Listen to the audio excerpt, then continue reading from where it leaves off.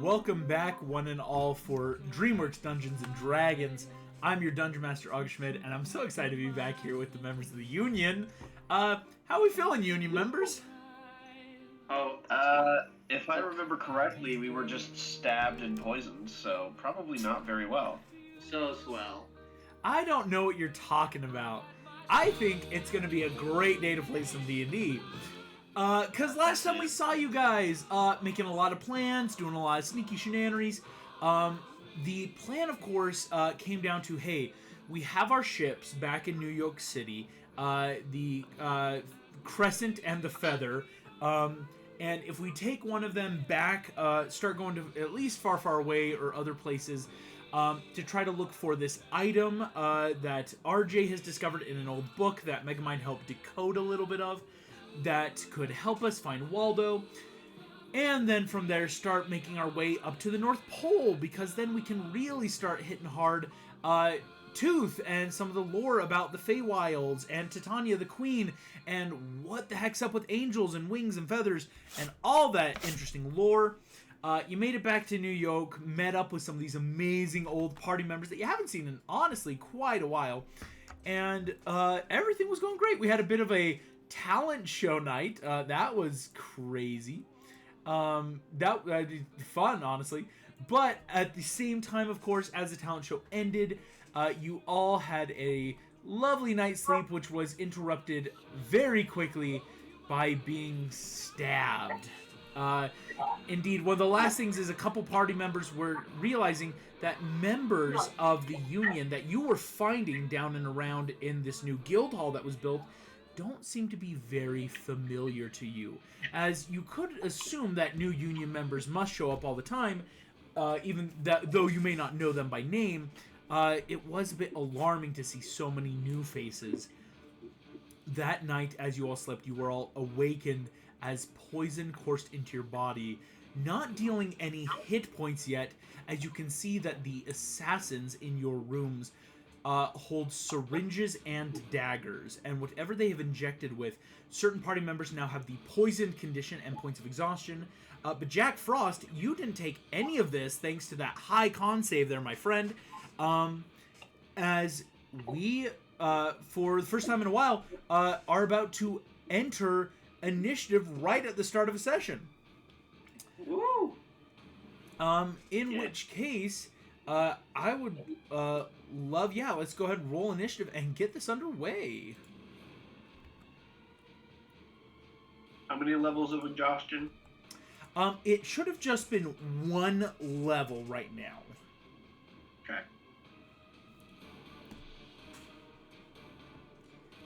All right. Once everyone's got their initiative, let me make sure I have your characters ready for the initiative as well. That might be important. Go ahead, let me know, because yes, you are all at full hit points besides just all the other stuff going on. Did anyone get a 20 or higher for initiative?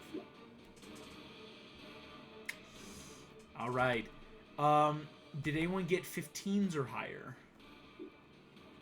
All right, RJ.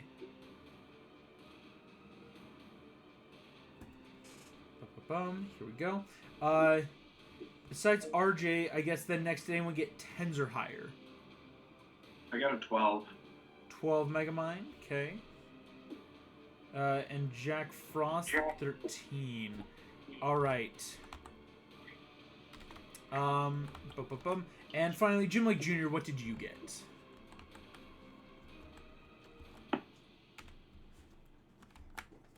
What was that? Sorry. Oh, I don't think your mic is working. That would explain why. I thought I just wasn't hearing you guys. All right. Oh. I didn't either. I'm gonna just go back. Thankfully, I did just get. Here we go. Your initiative rolls are now coming out on my side. I guess my computer was just being slow, giving me your stuff. Let me try doing a quick disconnect, reconnect. See if that helps. Alrighty.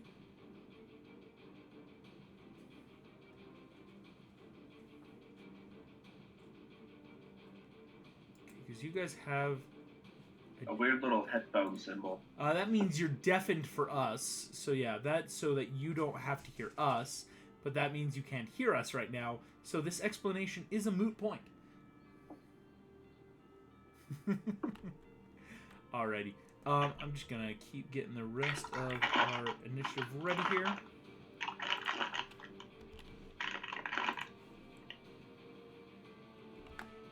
$300 exactly for RJ.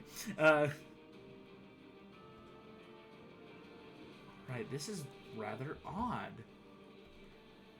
Why is your mic not working? Yes, yeah.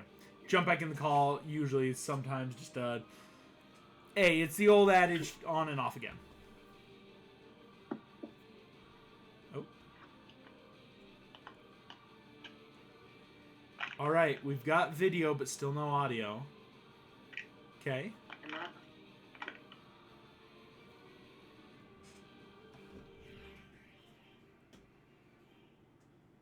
Here we go.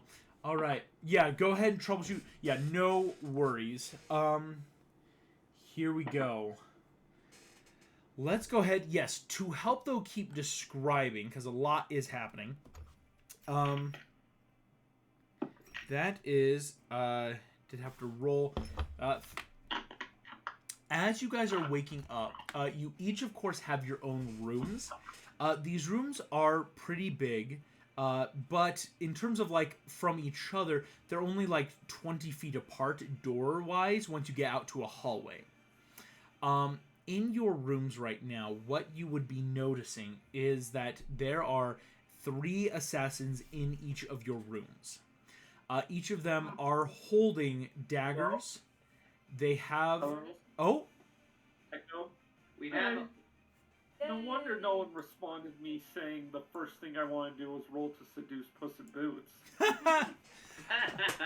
Because that would have solved the entire encounter. That's the key. I'm glad that you reset it. That's a fantastic bit. Okay, so I got a 19 for initiative. Yeah, excellent stuff. We got 19 initiative. Pretty well spread out. Because yes, each of you will see there's about 3 assassins per room.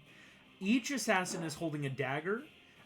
2 of them have these syringes, but each of them you see have a couple vials around their waists. They look to be like well-trained assassins, right? Or like poisoneers who definitely came for the express permission of poisoning you. With that being said, we are going to jump on in here. RJ, you are up first with Jack Frost on deck, because I'll be helping DMPC Puss in Boots a little bit, so we're not going to see too much of what's going on in there. So for now, RJ, how do you want to start this? Logistic question. How are we all rooming together? We're in separate rooms that are 20 feet apart. We're all in separate rooms? All it's the idea of you did all get your own rooms to try out for the night, which this was supposed to be like a fun, like, hey, let's bunk out, find our new rooms, this is cool. Oh shoot, we're being assassinated. Cool. Yep. Okay, so I would like to get up, and so I'm poisoned, right? Yes. No damage yet, but you feel the poison and exhaustion starting to creep into your body. This is very rude. I would like to cast Confusion. Ooh. And because it is a sphere, I should be able to hit all 3 of these guys. Yes, you are. I'm going to go ahead and make 3 saves for them. 3 DC 15 Wisdom saves. Heck yeah, that's solid. Here we go. 1, 2, and 3. Ooh, wow. Okay, that's a wide spread. One of them's a nat 2, one of them's a synthetic 18, and one of them is a natural 20. That's very rude. That's very rude. So you see one of them, it is one of the guys with the syringe. Immediately his eyes do that like swirly hue, yellow and green eyes, as he is very confused. You see the other 2 shake it off. How far up are we? How far up?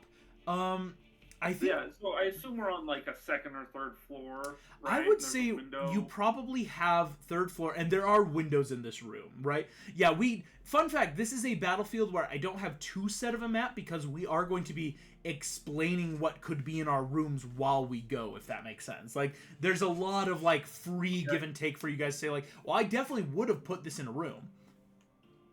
Here's the callback. I am going to pull out my dog whistle, Ooh! and my two mechanical hounds are going to attack these guys. So I whistle and then jump out the window. Yes, you whistle. Go ahead. But I can climb. It's not Yeah. gonna, like jump, more like scatter. I was gonna say, yeah, unless you want to take the, like, full action movie, crash through the window and fall. It's RJ. Yeah, you scuttle as fast as you can, running on all fours, jump to the window. Object interaction opens it. You blow the whistle. As your mechanical hounds do erupt forth. They also, fun fact, they got initiative count 15, meaning they act just after you. You blow the whistle. These hounds spring forth out of the small corners of the room, immediately locked onto the assassins who are not supposed to be here.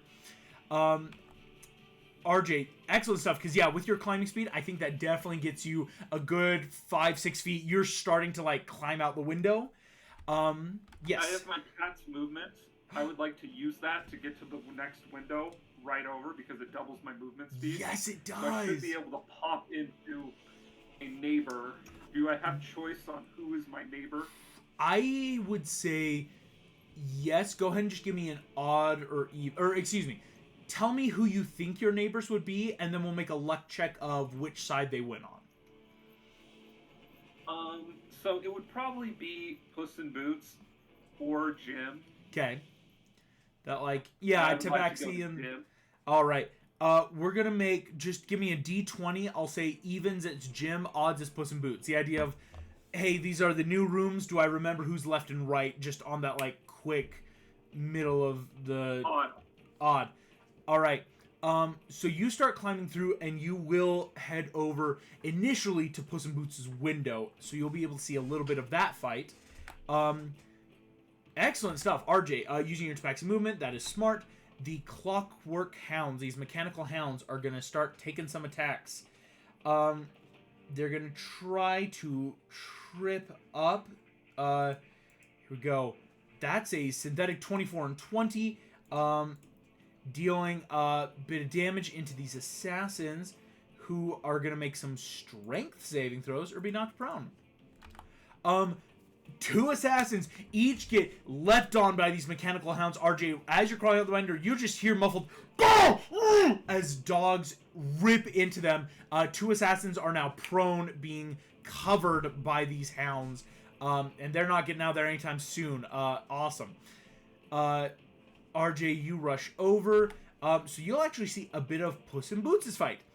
Puss in Boots has a lot of choices to make, and I think the smartest play...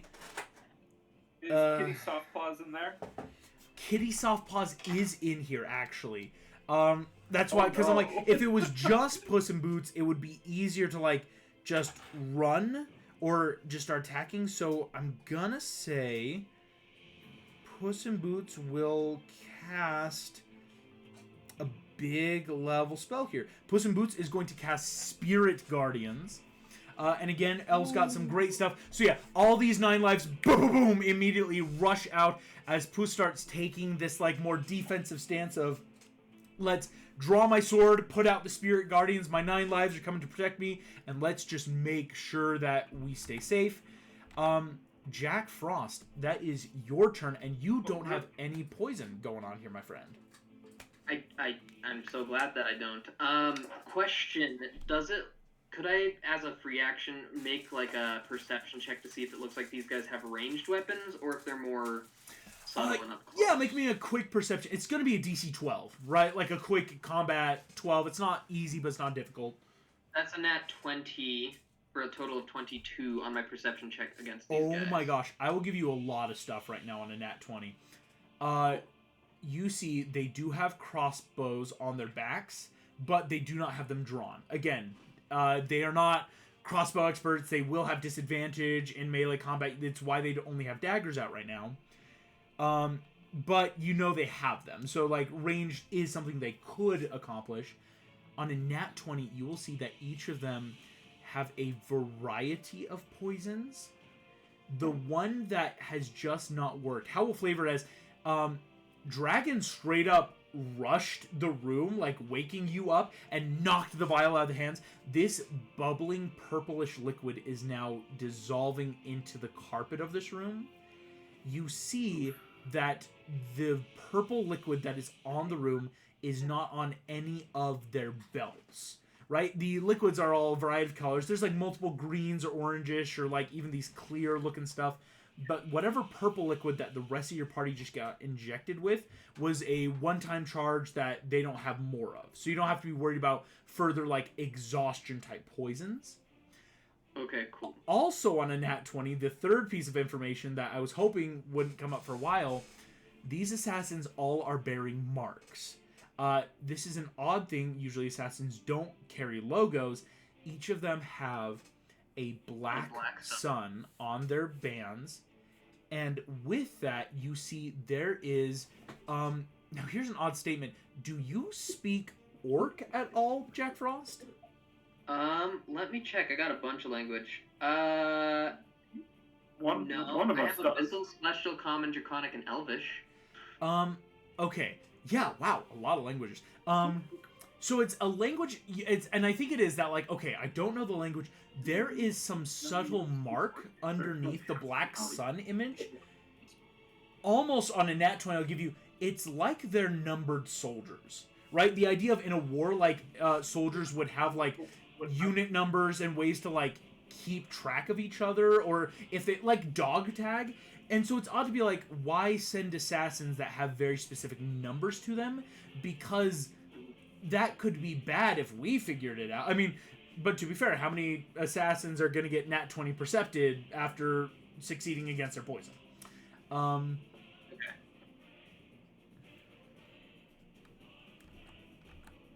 Oh, it's terrorism.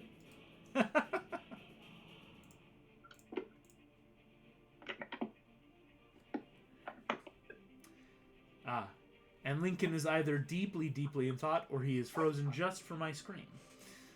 It wasn't for me. Yeah. We can always play, yeah. Jack Frost is just so He's contemplative. really good at holding still. He's so good at this that it's almost as if time is standing still while he's thinking. This would be the wildest thing if this was a bit. If Lincoln suddenly went, I gotcha, and then just started talking. That would be amazing. You could get a gig as one of those, like, living statues. Right? Those people are really talented. I don't know how they do it. Yeah. Or I should say, the good ones. Because I have seen people, like, street performers who aren't great, versus the ones you're like, wow, that's just incredible. Hey! Yeah. Oh, it's back. Sorry, my whole computer just crashed, which Oh, means... no. So, for my... I wasn't going to use any stats, so if I need to roll, just do that for me as I'm grabbing my backup. But I was also going to jump out the window because I have my flying boots. Yes, you do. And try to find where everybody else is at. So I'm getting outside and then, like, going to find somebody else. Jack, super smart. You rush, and you see Dragon is, like, covering your escape. But you'll notice, again, these assassins aren't within opportunity attack range for some reason. They were, like, hanging back. You leap out the window. As you fly out, I will give the flavor of how we'll describe the guild hall is whatever corner you just jumped out of, you are now able, with your movement, flying out. I'll let you see RJ hanging outside Puss in Boots' room and the rest of your allies, like, in the windows. So you have done that, like, leap out flying and are now able to see more of the battlefield. So you see the Clockwork Hounds going to town on the assassins in RJ's room, the ones that are in all the rooms. And so you get the immediate, like, okay, yes, there are 15 assassins here, which is a full battalion of people. Like, that's an intense amount. Yeah. So, Yeah, I think I would just give the help action probably to RJ. I'd like fly up to him and help him, and then I bonus action tell Dragon to attack. I'm pulling back up the computer. I don't have his stats, No but worries. I just have him bite at something. I've got most of his stuff ready here. Yes, you immediately, fly over, start getting RJ the help action, which is clever. All right, here we go. Dragon's gonna start attacking. Here we go. He's got an extra D6. Hey, that is a hit. Dragon's going to deal some fun, quick fire damage, since I guess we didn't, I can't remember if he had already been set in a specific type. So you see, one of the assassins... He's still fire. Still fire, awesome. One of the assassins in your room immediately catches fire as Dragon rips through the leg, and ethereally, like, the claws and teeth just seem to pass through and just catch just enough. That assassin roars in pain and does not look happy. Excellent stuff, Jack Frost, getting a view of the battleground. That will bring us now, though, to the Assassin's Go in initiative. I was next. I know. Odd statement that, for some reason, an assassin did not get a high initiative, but hey, that's how the dice roll. They both rolled 13. Yeah, That day. it was wild. These assassins have a wildly good dex. So here we go. All of you are in your rooms. The assassins are going to go. The ones in RJ's room are just going to start attacking the hounds.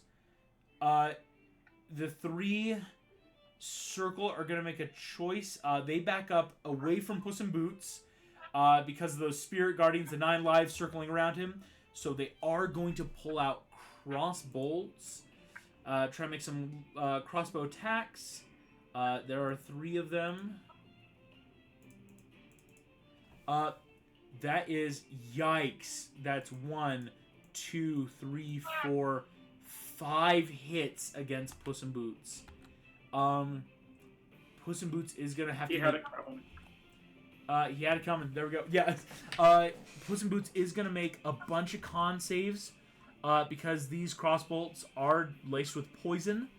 Here we go. 1, 2, 3, 4, 5. My gosh. Okay. 1, 2. Don't forget. Oh, they're a cleric now. Never mind. Exactly. That's why I'm like, yeah, the Puss in Boots is no longer full paladin. As Puss in Boots gets hit, that is going to be a lot of damage. 2, 3, 4, Quick 5. question. Yes. Am I one of Puss in Boots' neighbors? Am I a wall neighbor? How have we just determined this? Unfortunately, no. I think RJ splits you and Puss in Boots, which is what we've canonized, Okay. because your neighbors are Jack Frost and RJ, and it sounds like Megamind's is just Puss in Boots. It's like Megamind and Jack Frost seem to be our bookends right now, with then you, RJ, Puss in Boots looking left to right. Yes, because Okay. you do have some good auras going on, but you might need to move on your turn. Yikes. Okay, Puss in Boots is gonna take a bit of damage here. That is going to be 21 points of piercing damage, and here is a lot of poison damage. Okay. Yikes.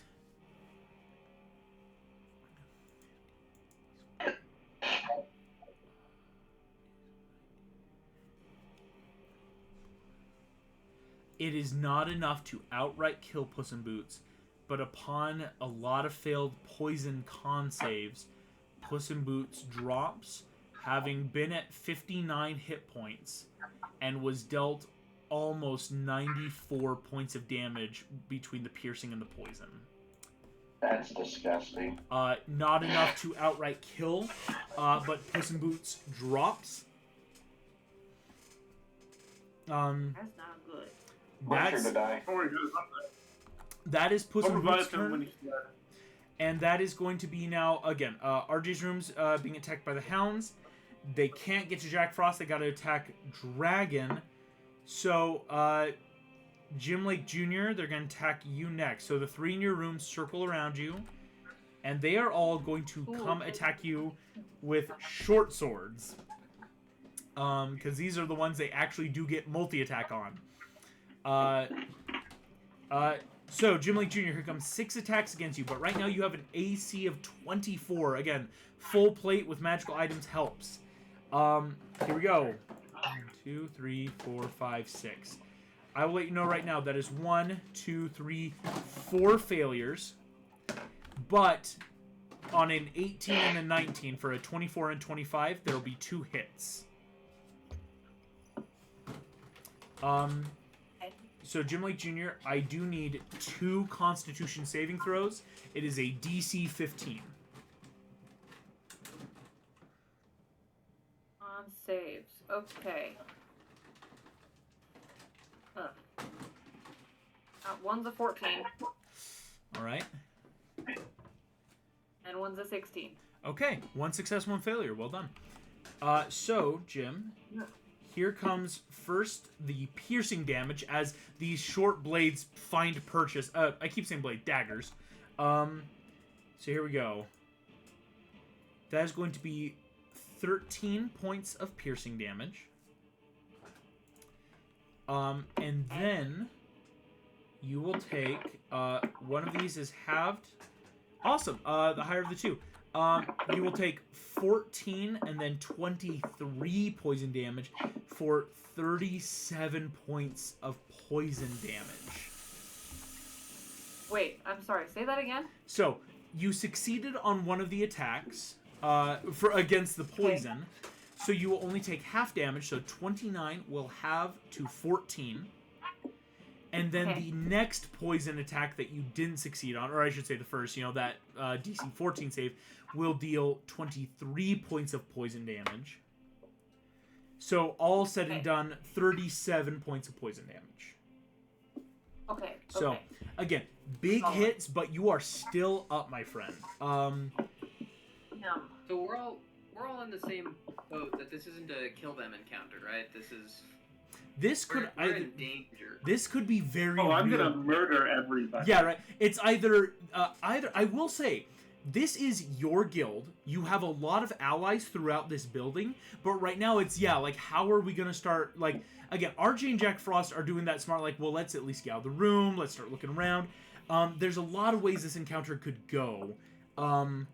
So, and then finally, Megamind. 3 assassins are going to attack you. As Megamind, as the playing, yeah. Yeah, right. Here we go. 1, 2, 3, 4, 5, 6, because each of them stabbed twice. Okay, if one of them is a nat 20, I'm going to silvery barbs it, and if one of them is within range for me to negative bardic it, I'm also going to do that. All right. I believe both of those are reactions, so you'll have to choose one or the other, unfortunately. Negative Bardics does take a reaction. It's one of those things that usually you're not using them in the same turn, so we kind of never remember. I thought it might have been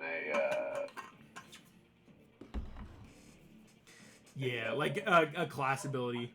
Yeah. For a second I thought it was also a bonus action to do that too. Gotcha. You're right. No worries. So which would you rather do? Do you want to silvery barbs one of your attacks, or do you want to try to negative bardic? It depends.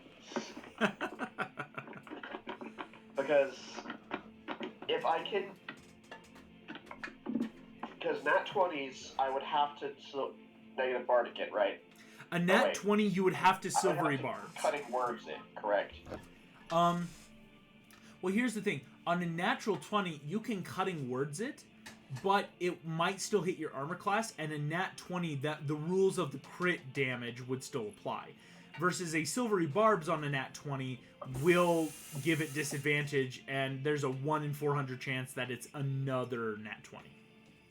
Yeah, so if it's a nat 20, I'm going to the silvery barbs. Okay. But if it's within range.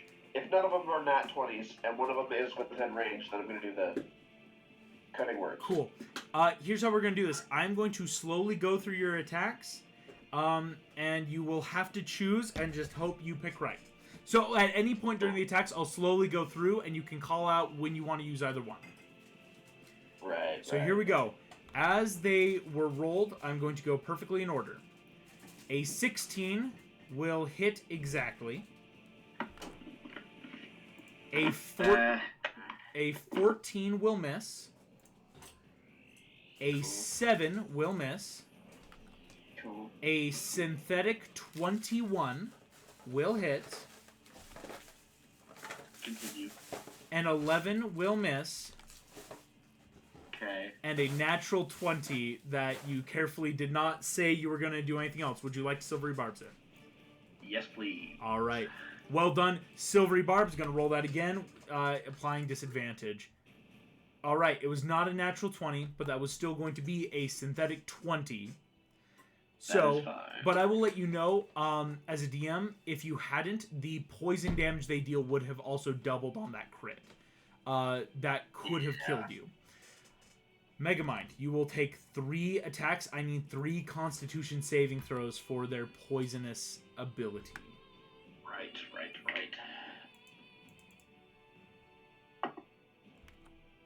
3.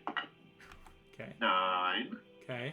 My Megamind dice really is not happy right Apparently, now. yeah. Yeah, I failed all of them. None of them was in that one, but 2 of them were within 2. Megamind, what is your I'm max? gonna use digital dice instead. Megamind, what is your current max hit points? 59. Okay, I'm gonna roll. I will let you know this is 3d4 of piercing, but this will be a total of 21d6 of poison damage. Woo! As each attack deals 7d6, halved on a success. With the specific poison that they have dealing right now. Here we go. Oh. Could I use Lucky on one of those? Lucky, yes, Lucky does work. Wait, Unfortunately, I'm gonna say Lucky can only work for your con saves right now, because Lucky is one of those. Yeah. It doesn't cost a reaction, but you do have to call it when it happens. I was just meaning for, like, the last one. Oh, yeah, then, It would yeah. be too late to do the other ones, for sure, I agree, but, like, I'm just trying Sure. to finagle, like, I will totally allow just a that. smidge less damage. Let's He Lucky. just doesn't want to Okay. die. That was a 19. Shane, right? Shane doesn't want to die. Here we go. We're gonna Lucky. come on, Shane. You're never gonna live forever. So The- 19. Except for my character. Yes. My character will live. So that is a success So- on the last one. That's gonna half the damage. But that's the last bit of finagling I'm possibly able to do without. I think so. Here we go. We're gonna start with the piercing. That is plus 12. No, plus 9. 18 points of piercing damage to Megamind. And here comes quite a bit of poison damage. I'm going to roll this digitally. There's just, I don't think I have enough dice for it. Yay. Here we go. Megamind, you have 59 total hit points, meaning you don't want 100 hit points would outright kill you. Yeah. But I'm at 41 right now. Thanks to that final con save, you will only take, as that was actually a really low roll, only 61 points of poison damage. Megamind, you are going down, but you are not full dead like with Puss in Boots. Wait, Puss in Boots is full dead? Or excuse me. Like Puss in Boots, you are not full dead. You are only I down. thought you were like, I was about to be like, bro. Strike that. Reverse it. L misses and character dies. That's how I play D&D now. If you miss a session, I kill you. No, I'm kidding. That would be nuts. I killed ya. I killed him, boss. Megamind Puss in Boots, you do drop. That is Cool. all that happens. So, That is the assassin's turn. As the other ones are getting ripped apart by the Clockwork Hounds and Dragon, that will make Megamind's turn. Shane, you get to start your turn by making a death saving throw. Bro. Oof.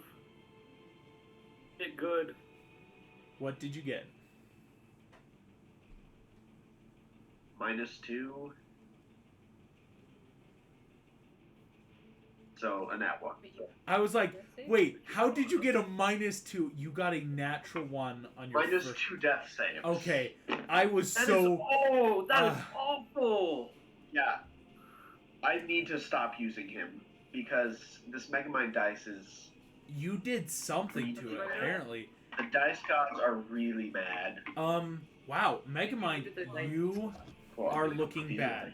I will say, Jack Frost, you can see this being flying, and RJ, you can hear this. Again, both of you are outside, so you know something's going on bad in Puss in Boots and Megamind's rooms.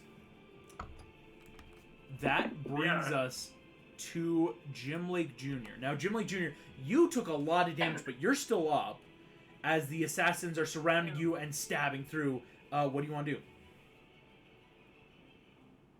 I start with questions because Yes. my aura of holy flame is kicking in here. Are they evil aligned? These are very much evil-aligned people. Excellent. Okay, that's what we like to hear. Yeah, so they are vulnerable to fire and radiant damage. Yep. And they started their turn in my 10-foot radius. Yep. So they each take 1d6 and 1d10 Whew. damage. 1d6 fire, radiant. So we're just going to start with that. Here we go. 1d6 and 1d10. Go ahead and roll them and double, of course, that damage. 6, d10, roll. Amazing. Nice! We love to see that. Oh, Okay, good so that's stuff. 15 radiant and 10 fire. So a grand total of 24 full points to each of these 3 assassins who immediately look horribly messed up. As Jim, Well, you just flavored as like somehow paladin rage, you just burn in anger as they stab you. Boom! And an explosion of daylight shoots out, damaging them. I'm Super Saiyan. you have no idea. Dude. I'm gonna bonus action cast Searing Smite before my attack. Oh no! Well done. So that means that the next time I hit a creature with a melee weapon, it deals an extra 1d6 fire damage to the target and causes them to ignite in flames. And until those flames doused, the spell ends, they have to make con saves every time they have a turn. I gotta say, that is one of the best So- smites, and it's so awesome that you have it. Okay. It's fantastic. Because now I'm going to make 2 attacks with the Sword of Daylight. One on different... Yeah. And One on a how different dude. close is myself and Dragon to Jim Lake Jr.? Are we like significantly far away? You're actually, again, your room to Jim Lake Jr. was just on your left, if I'm doing my backwards calculations right, because, yeah, in the hallway to your left. So you're only, like, maybe 30 feet with a wall in between you. Well, we jumped outside. Oh, you're right. So you're very close. Very cool. Yes, 22 will hit the assassins, though, Jim Lake Jr. Do I have... Not to, totally sabotage myself, but I do have 2 points of exhaustion. Is that going to affect, like, advantage or Your disadvantage? speed is halved, and you have disadvantage on all ability checks. Yes. Cool, So, but not attack. yeah, thankfully there's nothing that's hitting your big stuff. And Okay. Alicia, do you want to roll an extra d6 of fire damage with that attack? Because yes. Dragon is a fire drake right now. And can apply Sick. that. Oh my gosh, go for it. Okay. So that means I'm going to be rolling 2d6 plus whatever radiant damage the Sword of Daylight does. Whew, man. That's 16 double to 32 radiant from the Sword of Daylight. 32. And 8 fire damage. And another 8. This first assassin, you stab in as draconic fire lunges through the window, shatters the glass, and whips around your sword. And it's that cool, like, multicolored, very, like, Avatar dragon multicolored fire as you stab into this first assassin who is now on literal death's door. Sick. Okay. Oh. I should probably just get rid of him. I will But I really want to also point out on their turns. Because then he can't poison you. Sorry, what's that, DM? I was actually going to offer how on their turns they will start within your range and are going to start taking a lot more damage. So, like, this dude's on such death's door, there's a very good chance that him just existing on his turn will down him. Sweet. Okay, that's what we like to hear, because he's also on fire, so he's going to be getting 2d6 doubled at the start of his turn just for existing. You're correct. Yeah. Okay. So, yeah, the d6 for being close to you and another d6 for being on fire. It's crazy. Oh, and 1d10 radiant. For the Just aura, existing. yep. Okay. So, yeah, he's Correct. gonna die. He's good. He's close. Taken care of. He's good. Yeah. Okay, so we're going to attack another one. Heck yeah. We're going to throw some first level smite on there. That's another 22. Oh my gosh. Oh my gosh, just rolled max damage. Oh, don't forget we have the stamina points too. Do have to call those before, unfortunately, but you may not need it for this one. Right. I don't need to You use already it this got time. max I rolled damage. max damage. All right. Oh, and a smite. So yeah, So that's a starting with It's 2d8. 2d8 for the smite, and he's evil, so it's gonna Whew. Another 20. Another 20 on top of that 19 for 19 didn't do it yet. Oh yes, 19 did. That Jim Lake Jr., you whip around and slash one immediately as fire engulfs his body. He is like frantically trying to pat it out in vain, and you whip and just back plunge the sword, not even looking into the assassin behind you, who drops dead. Excellent. Okay, can I make a free intimidation check to get the other one to just, like... Oh, for Like, sure. sit Make corner? me intimidation. I'll give you advantage. Like, you just down 2 and 2 attacks, 1 for 1. Go ahead and make an advantage intimidation. try and frighten him so that maybe he won't attack me. Yeah, right? Let's see. Oh, sweet! I'm proficient in intimidation. That's excellent. Ooh. That was an 18. 18, yeah. This dude, you see immediately, it's hard to get the full read of his face. He does have a mask pulled up over his nose. Whatever this person is feeling is true fear, and they're gone. The second it's their turn, they're gone. Sweet. Amazing. I'm done. Thank you. No worries. Yeah, again, this fight could go many different ways. Megamind, Puss in Boots are down in the room. I just remembered I have disadvantage on those. No. No? no. It's an ability check.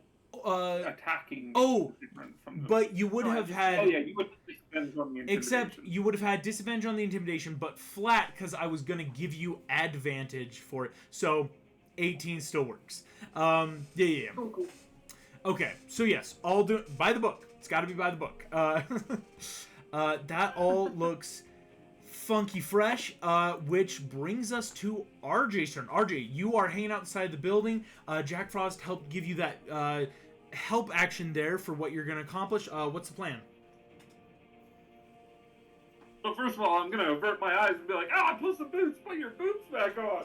But then he dies. Just kidding. Yikes. The idea of, oh no, how indecent. Oh wait, is he dead? Hey, open the window, hop in, be like, "Surprise, raccoon!" I want to healing word Puss, Yeah, boom. and then polymorph Puss. Oh my gosh. I just need to know if the room is big enough for a T-Rex. I don't think a T-Rex would fit. Woolly mammoth. What about a big ape? I think. Let me Like, think. think about it. Like, she goes full giant ape and fills the feet. room, crushing the dudes, and then I just walk away. I think, based on the size of these rooms, I mean, these are solid, like, 20-foot width, 40-foot length, 15-foot height. I'd Oh, yeah. allow a woolly Holy mammoth. mammoth stuff. Yes, woolly mammoth works. So, Yeah, the closest I can get to woolly in D&D. unfortunately, the only thing I can think of is Healing Word and Polymorph do both count as spells right now. But one is a bonus die. I can't do both. It's gotta be a cantrip. When you do two spells, as long as one's a cantrip, they both trigger. Versus other stuff, Can you have to I have sword. run in and shove a potion down Puss in Boots' gullet? Yes, you may. Yes, you can bonus action. We'll roll for that. I run up, pull out a Kool-Aid, like the what are they called? Quencher? With the little straw. Capri Sun. And it's I pull out a Capri Sun and take the straw and just smash it and shove it into her mouth. There's no time for the fun pouch. Puss in then, Boots heals. Yeah. Let's see. So yeah, let's turn her into a mammoth. Heck yeah. DC 13, 126 hit points. Excellent stuff. It's downloading for me for 1 second. No worries. Yeah. 126 hit And points. then, how Solid. much movement would I have after that? Crawling in, opening the window, jumping in, because polymorph, you don't have to be right next to them, but I think that would probably take your potion I movement for the potion. Yeah. So I think that would have been your full movement for now, since you already used your Tabaxi double last time. Yeah, I would like to cast polymorph in such a way that I end up on top of the mammoth. Smart. I think that works, yeah. If you, like, side straddle Puss in Boots, pour the potion in, so that when Puss in Boots wakes up, you just, like, roll him over, and then just polymorph, so you just, and it rises you up, like an elevator. I think that's totally fair. Because, yeah, you're a tiny creature. That's easy. Solid. There's a giant woolly mammoth now in Puss in Boots' room, who is angry, gang. Here we go. RJ, insane stuff. Your clockwork counts are going to keep ripping into the assassins, who, once again, they're going to knock him prone. Only one hit, but still taking damage. The assassin is knocked prone. So yes, your clockwork counts are keeping your assassins not only beat up, but pretty well and truly, like, locked in combat in your room. Puss in Boots, the Mammoth Boots. We'll workshop the name. I could roll for them if you'd like. That would help, yeah, because the Mammoth should get either a gore or a stomp attack. Yeah, I got them both pulled up here. So yeah, we will start with a nice little gore. We'll just gore them just a little bit. Heck yeah. Go for it. That is going to be plus 10 to hit, and then 48 plus 7 if it does hit. Yes. So we'll just aim for the nearest one. Gotcha. Yeah, all of them are still pretty helpful in range right now. Oh, fetch! I rolled poorly. That's a 3. Oh, So no. 13. I mean, to be fair, Puss in Boots has never been a mammoth before, and so this sudden change of biology and having a trunk instead of a prehensile tail. So you see, like, the trunk is trying to, like, grab the sword and slice around while trying to gore, and the assassin immediately ducks and uses the tusk to, like, push off and not get gored. Hey, could she use her movement to just, like, fall onto one of them? Unfortunately, no, because it's basically an action to grapple is what it would be called. It's more of a squish, but okay. Yeah. Jack Frost, that is your turn, helping get RJ in there. All of that going down. Excellent stuff. What do you want to do, Jack, now that we're back to you? Yeah. How far away am I from Megamind?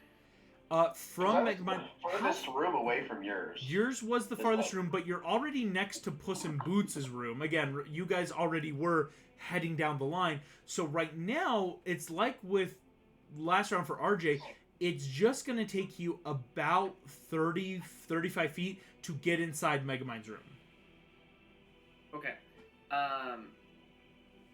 And I'm assuming that because I'm outside, I can kind of see what's happening in all the windows. Is that a correct assumption? Yeah. I would know what's going on. Mm-hmm. Yeah, you and RJ did a pretty clever thing of like, hey, we're going to be able to actually like see everyone rather than just hear it. Uh-huh. Okay, cool. So then I'm gonna go and crash into Megamind's room, and if I can get right up to him, I have 30-foot walking speed. I'm going to hit him with the lay hands, or whatever the racial trait is called. It's not yes, it should be healing hands. Yeah, healing hands. Healing hand.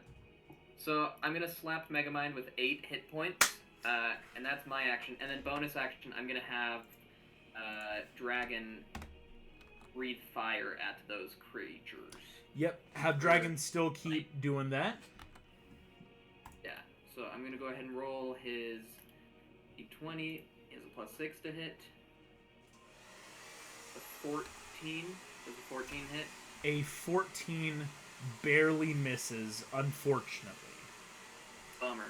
Okay, then that's all I can do. I've used my full distance and my action and my bonus action. So I'm in the room now with Megamind. And no longer dead. Super smart because, now Megamind is not making death saves and is not alone in here. Again, the only person who's technically alone in their room right now is Jim Lake Jr., who, honestly, good. That's helpful. Yeah, Jim Lake Jr. is this paladin that goes, hey, thanks for getting near enough to get smiting distance. That will make, Jack Frost, solid stuff. Crashing in through the window. You lay on hands, and you see Jack Frost and Megamind waking up. These assassins don't look happy. Again, assassins aren't the kind of, like, long-form attackers. They don't like sticking around for big fights. So, the fact that all of you are still up is not a great sign for them. It is the assassin's turn. On the top of the order, the ones right next to Jim Lake Jr. immediately take all that fire and radiant, and the one dude that was still up is down. Go ahead, though, still roll Jim Lake Jr. because the other guy who just took that initial radiant burst still has some hit points remaining.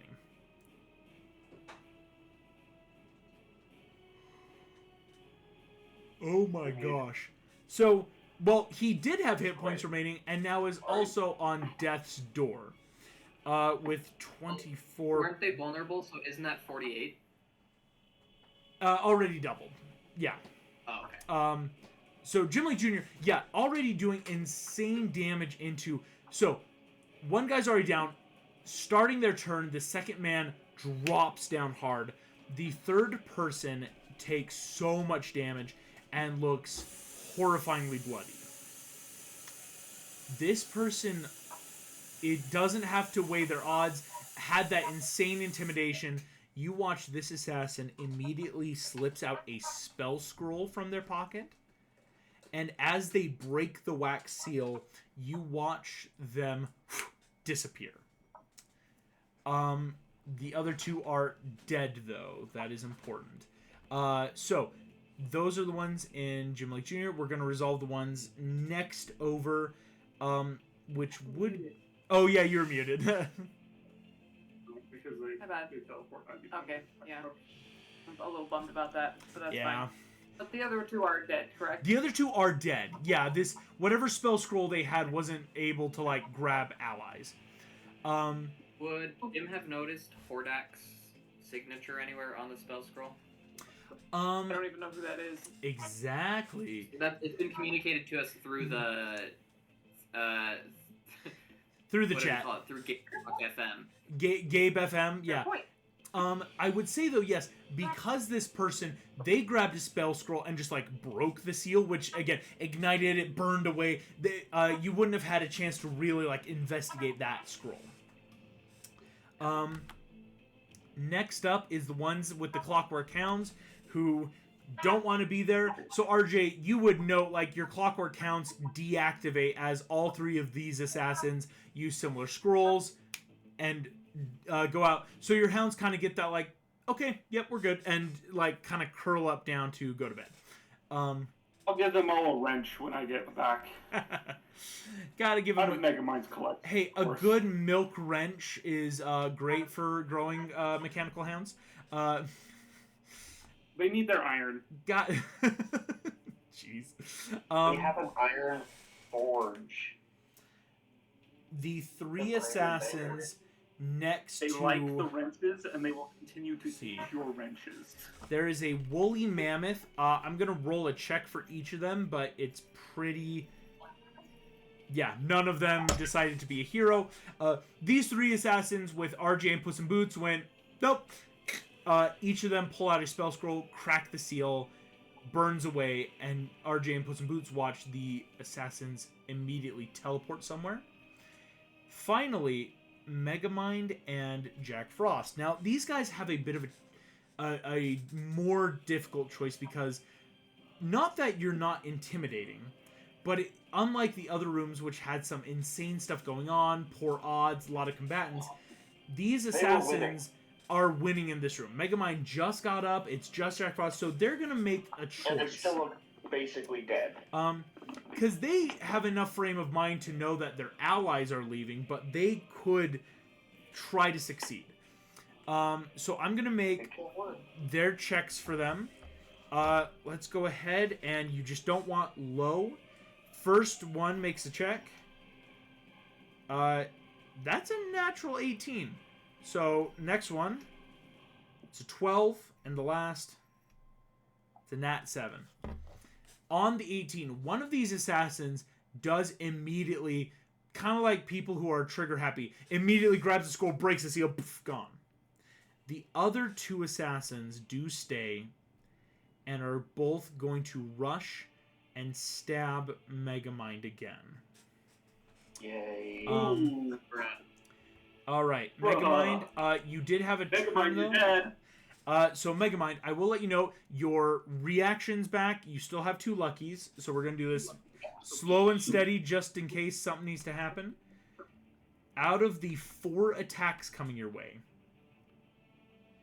my gosh, that's so many. Here we go. First attack is a natural 3, misses. Second is a a 16 for a total of 22.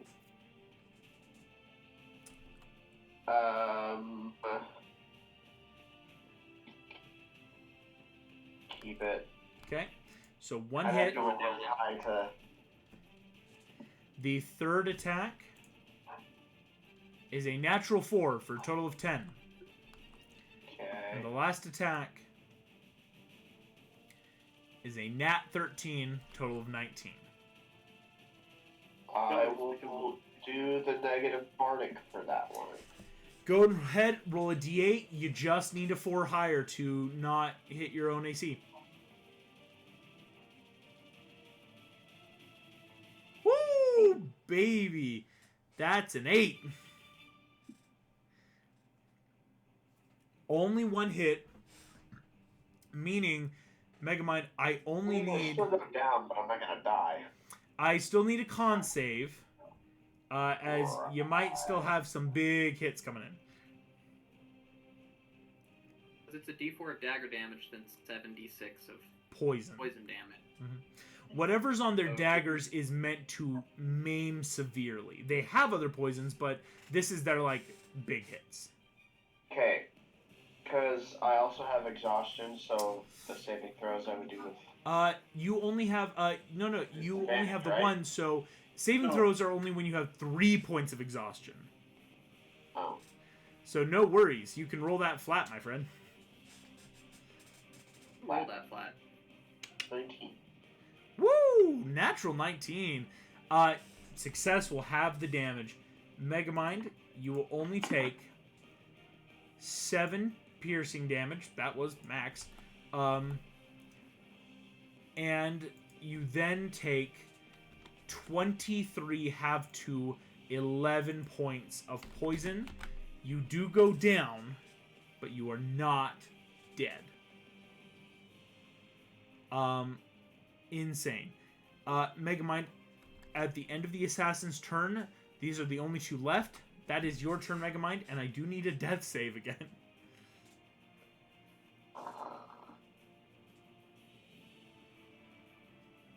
It can't really be worse than last time, can it? I mean, it could be the same. 19. 19. That is a success. Thank goodness. Megamind, you are stable. You have friends and allies here. As before we come out initiative, because again, there's still 2 assassins. Jim Lake Jr., that is your turn. There are 2 dead assassins on the floor. The third has fled. I will take my dash action to move 30 feet, see if I can get to the neighboring room. I will say, yeah, it's that, like, it sucks because of the speed, but you, boom, kick open your door and start sprinting down the hallway. 30 feet, Stumbling. you pass by, you hear a, like, a trumpeting sound coming from Puss in Boots' room, but it sounds like a victory trumpet, so it sounds like they're okay. I will say, though, you do hear the sounds of battle still coming from Megamind's room. Yeah, if I can get in there, I would love to head in there. So each of the rooms are 20 feet apart, and Jim Lake Jr., you were 1, 2, 3 doors down, 60 feet away. Unfortunately, you are only halfway there, unfortunately. With that, whatever poison condition and got you here really sucks. Yeah. All right. I almost got close enough for my auras to help you guys. I know, it's not like, as a paladin, it's like, I swear I can buff the party. You are rushing down the hallway. That brings us back to the top of the order. RJ, that is you in the room with Puss in Boots. I immediately drop concentration Smart. on Polymorph. This screw Puss. He couldn't even gore the one dude for me. Come on. Because also Puss in Boots and may... then- Yeah. The window is open. Yep. So I'll just pop back out the window and pop into Megamind's room. Sweet. Because I've been working my way down. Yep, you head out, And, go over. Your movement is What do I just see? enough where you'll be able to open the window and hop. Or, well, no, Jack crashed through the window. So, yeah, your movement is enough to get you 5 feet in through the window so you're in the room. What do I see? You see Jack Frost is standing over. Megamind has just collapsed to the ground with a lot of knife marks now in him. And there's 2 I look like freaking Neytiri standing over him. Yeah, that full, like, boom. Yeah, so 2 assassins left, but they might try to go. Again, this was they tried to get Megamind, and it's now in the hands of the dice, so to speak, so they might be leaving soon. Okay, which of these assassins looks like hurt or anything like that? Do I see anything like that? Unfortunately, these 2 are They haven't actually, been hit. they're at fresh health, yeah. Oh, I did want to add, with the confusion on the one dude in the one assassin, could he have actually used the scroll? Oh my gosh, you're right. I had to roll for that. Wow. Confusion. Oh, because Actually, no, I you swapped it for Polymorph, polymorph. don't worry. Yeah, I'm like, I knew there was a reason I didn't roll, because yeah, like we did polymorph. Thank you though for checking that. Okay, he can't read a scroll if he's blind, correct? Hey, that's like the basic mechanics of anything in life. I'm gonna cast blindness on one of the guys. Excellent. Let's get some ableism in our D&D game. Let's. On- All right. The assassin will make the Constitution saving throw. DC rats. That is a 17 on the die for a total of 19. Anyone want to lower that? We kind of want to keep one of these dudes alive. Megamind is I'm down. dead. The bard's dead. Yeah. I know, it's always that, like, usually we have Megamind with to just sling out all the best, like, bardics and stuff, yeah. Yeah, sure. Okay.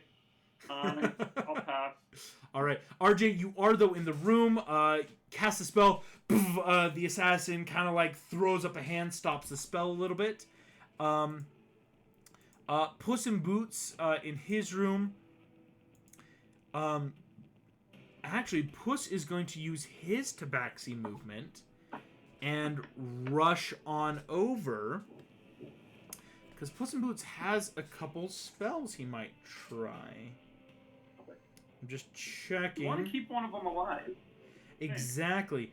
And I knew Elle would take the one. They love this. Puss in Boots has banishment, meaning they can try to send one of these assassins to a harmless plane of existence for a minute, drop it, bring it back, at which point you all would have held actions to grab this person. I'm just checking, seeing there's nothing else. Well, Megamind is down, but there are allies up. Yeah, Megamind's I think the fine. idea is let's try to get an assassin. Megamind should get back up soon. Here I we have Blend. go. If you die, Puss in Boots is casting Banishment. Banishment does have a Charisma saving throw. I'm going to roll this, quote-unquote, in front of the board. Just roll it to everyone in the chat. On a Charisma save, if you want to get one of these assassins, you're going to need... fun fact, I think this assassin's going to fail either way. Here we go. Rolling. That's a nat 20. that's stupid. Seriously? I will let you know, this assassin actually does have a negative modifier to charisma. It needed a nat 20 with Puss in Boots save. That's a little crazy. That's great. Okay. Guess Megamind's gonna die. I guess Megamind is gonna die. No, Puss in Boots tries banishment, The assassins are smart. They stab and then teleport. and I think the flavor is these assassins, they keep throwing out, they're not true spell scrolls, but it's that flavoring of like minor spells and runes. Like these are arcane assassins. They know what they're doing. All right, that really sucks butts. Okay, Jack Frost, that is your go right before the assassins. Yes.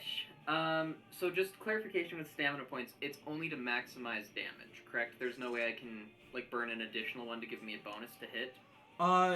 Yes. Stamina points are, yeah, they call a shot, so you can go for, like, very specific types of maneuvers, but there's really no way to burn extra for, like, additional effects without just breaking a game. Gotcha. In that case, I'm gonna cast Ensnaring Strike at a second level. And then I'm gonna burn a stamina point with my longbow attack. And I have sharpshooter, so I can shoot even though we're in the same room. Yeah. And I was gonna add my sharpshooter like -5 to hit, but I'm gonna keep my +12 to hit on the longbow. Yeah. Just real safe. That's a 25 to hit, and I burned the stamina points. So that's 8 plus Barely 7 misses. for just the longbow's damage, so that's 15. Also, 15. wait, does 25 hit? I'm assuming it does. Yeah, that hits. That very much hits. Okay, cool. So that's 15 points of piercing damage from the longbow itself, because I burnt a stamina point. And then that's 16 more points of, I think it's piercing damage for... Oh my gosh. Yeah, 16 more points for the Ensnaring Strike. He has to make a strength saving throw or be restrained. It's a DC 13 save. This is crazy. Jack Frost, you shoot your arrow. I'll flavor it. You shoot it through his foot. Right? Full, like, it is ensnaring you. And from the point of the arrow, vines grow at a rapid, snake-like rate, just ripping around him, cutting him with thorns.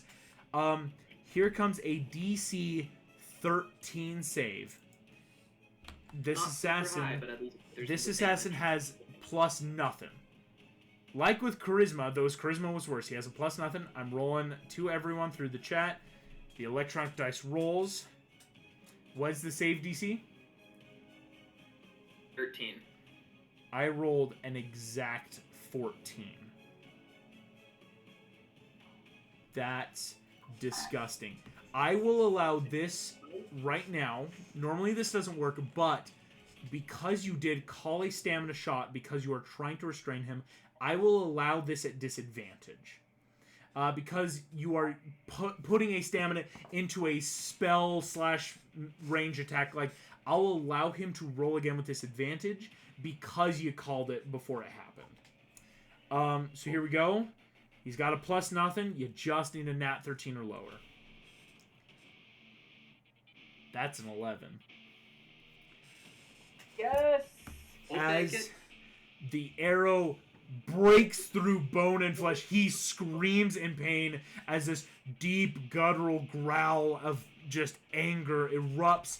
The vines wrap around his legs, and due to the exact necessities of the spell, he is restrained, meaning his speed is 0. He cannot take actions. Everything has advantage against him. He rolls at disadvantage, has disadvantage on dex saves, and will take another d6 at the start of his turn. So 2d6. I upcast it. You did upcast it. Thank you so much. So Jack Frost, go ahead. This dude looks horribly messed up. At the start of his turn, he immediately takes another 2d6 because it is the assassin's turn. You want me to Are roll? they gonna finish the job? Yeah, go for it. What? That's 8 points of damage. 8 more. He looks bloodied. Just now bloodied. His companion, you see the other person in the room, looks, panic in their eyes, grabs a spell scroll, cracks the wax seal, boom, is gone. Like he didn't even try. There's only one assassin left. He can only take an action to try to break out of the restraint, meaning he can't use the spell scroll. So here we go. Here's his strength. If he fails this, we're coming out of initiative. That's a 12 on the die. Can't beat it. Therefore, he is trapped, stuck in this spell. And that's where we're going to come out of initiative, and that's where we'll take our break for tonight. Thank you all so very much. Immediately steals the scroll and poison. RJ just starts full cocktailing it into this man's mouth. Sweet. Thank you all so very much, and I will see you in 5 minutes. No, I steal it.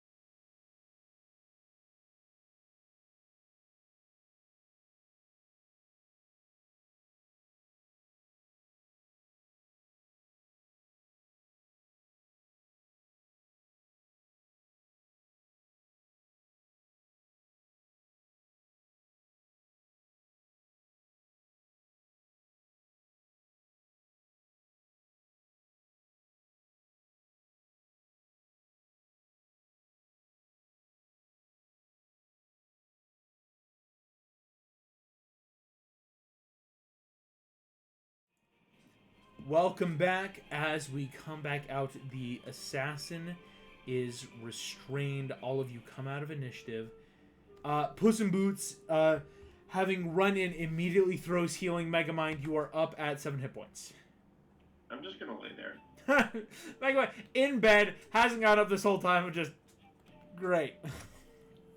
I'm imagining you in an Ebenezer Scrooge style cap. I should have enough lay on hands points to neutralize everybody's poison. Yes, you do. So, is anyone not poisoned? Jack Frost. Cool. And everybody gets 5 HP. And those who are poisoned are no longer poisoned. Immediately losing the poison condition. You all take this moment. Megamind just kind of lays there of that, like, yikes, I was having such a great sleep. All the stuff is mine. This assassin stands there restrained, not saying anything.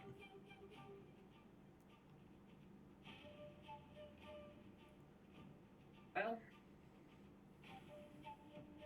I don't want to do it, but I will.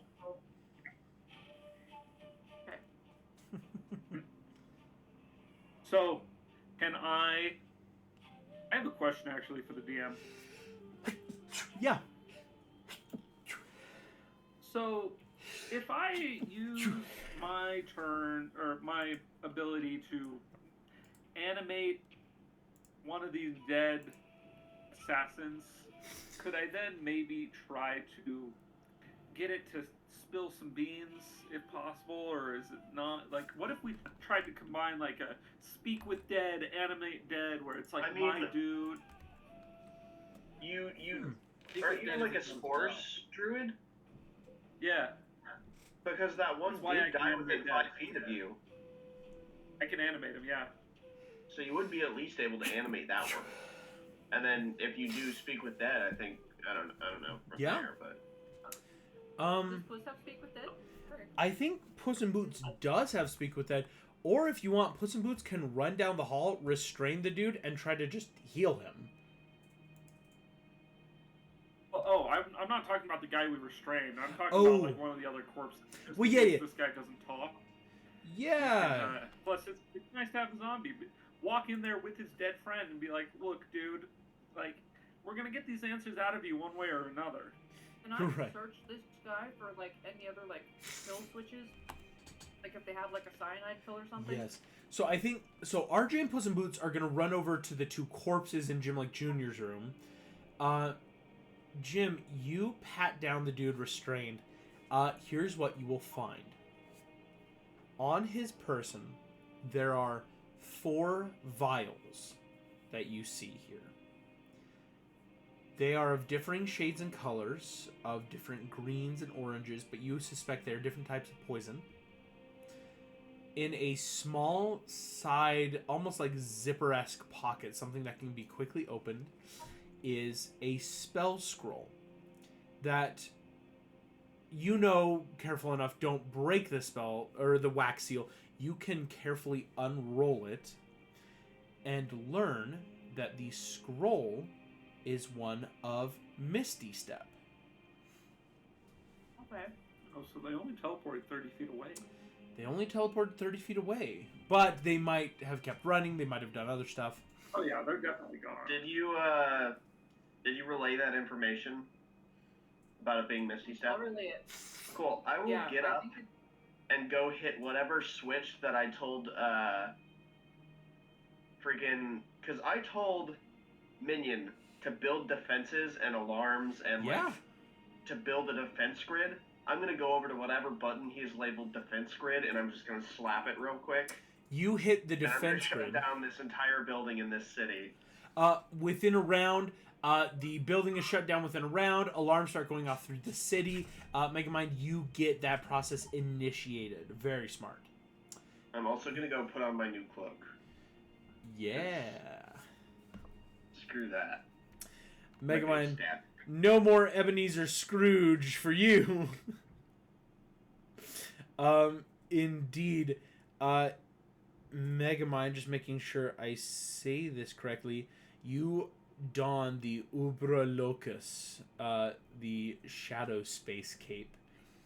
As you do so, beautiful looking cape adorns down across you. All of you watch again. The man who's being pat down is trying to just stay silent. RJ, do you want to cast Animate Dead on the guy that was killed in Jim Lake Jr.'s room? Oh shoot! I got close to this guy. He lit on fire. Hey Jack, do you want to pet him down instead? This dude has been slowly burning alive and just keeping really quiet about it. I can't stop. Literally just. It's an aura. This is not something I can turn on and off. It's So if we were I'll evil pat him down. from us, Whoever are hostile towards me, you will burst into flames. well, if we're hostile. Okay. hostile. Yes. So that maybe that's the flavoring of why he's not auto dead right now. This dude has been really trying not to be hostile for that reason. But yes, you pat him down. This dude, don't hurt them, don't hurt them, don't hurt them. As like flames are slowly crawling towards his shoes, like don't. We watch RJ. You rush down and cast Animate Dead, or the form of the corpse becomes imbued. You have this person under, and I'm quickly checking through Puss in Boots spells. I don't see Speak with Dead, though I know. That's a cleric spell. Yeah. We have enough levels. Might not have taken it. No, Oh. clerics use our list. Yes, clerics have a bigger list. Here we go. I will allow it to happen. Yes. Because I think that would be something to have been changed out or dropped. Speak with Dead. Must have a mouth and can't be undead. Okay, so RJ, you get a zombie assassin looking dude following you. So Puss in Boots will have to choose the other one for the spell. Yeah, I'm like, because that's why I'm like, that would be so cool. Why don't we do that combo more often? Right, because technically part of the spell says it can't be undead. Puss in Boots will bring it to you guys. Just like the movie, as we hopefully all saw the D&D movie, you have 5 questions to ask. The corpse knows only what it knew in life. The languages it knew. Answers are usually brief, cryptic, could be repetitive. And they're under no compulsion to offer a truthful answer if you are hostile to it. So, you know, because this is something that was killed by Jim, there's a chance it might not answer totally truthfully without some, like, careful wording. The spell doesn't... the alive guy. You want... I'm like, dude, Yeah.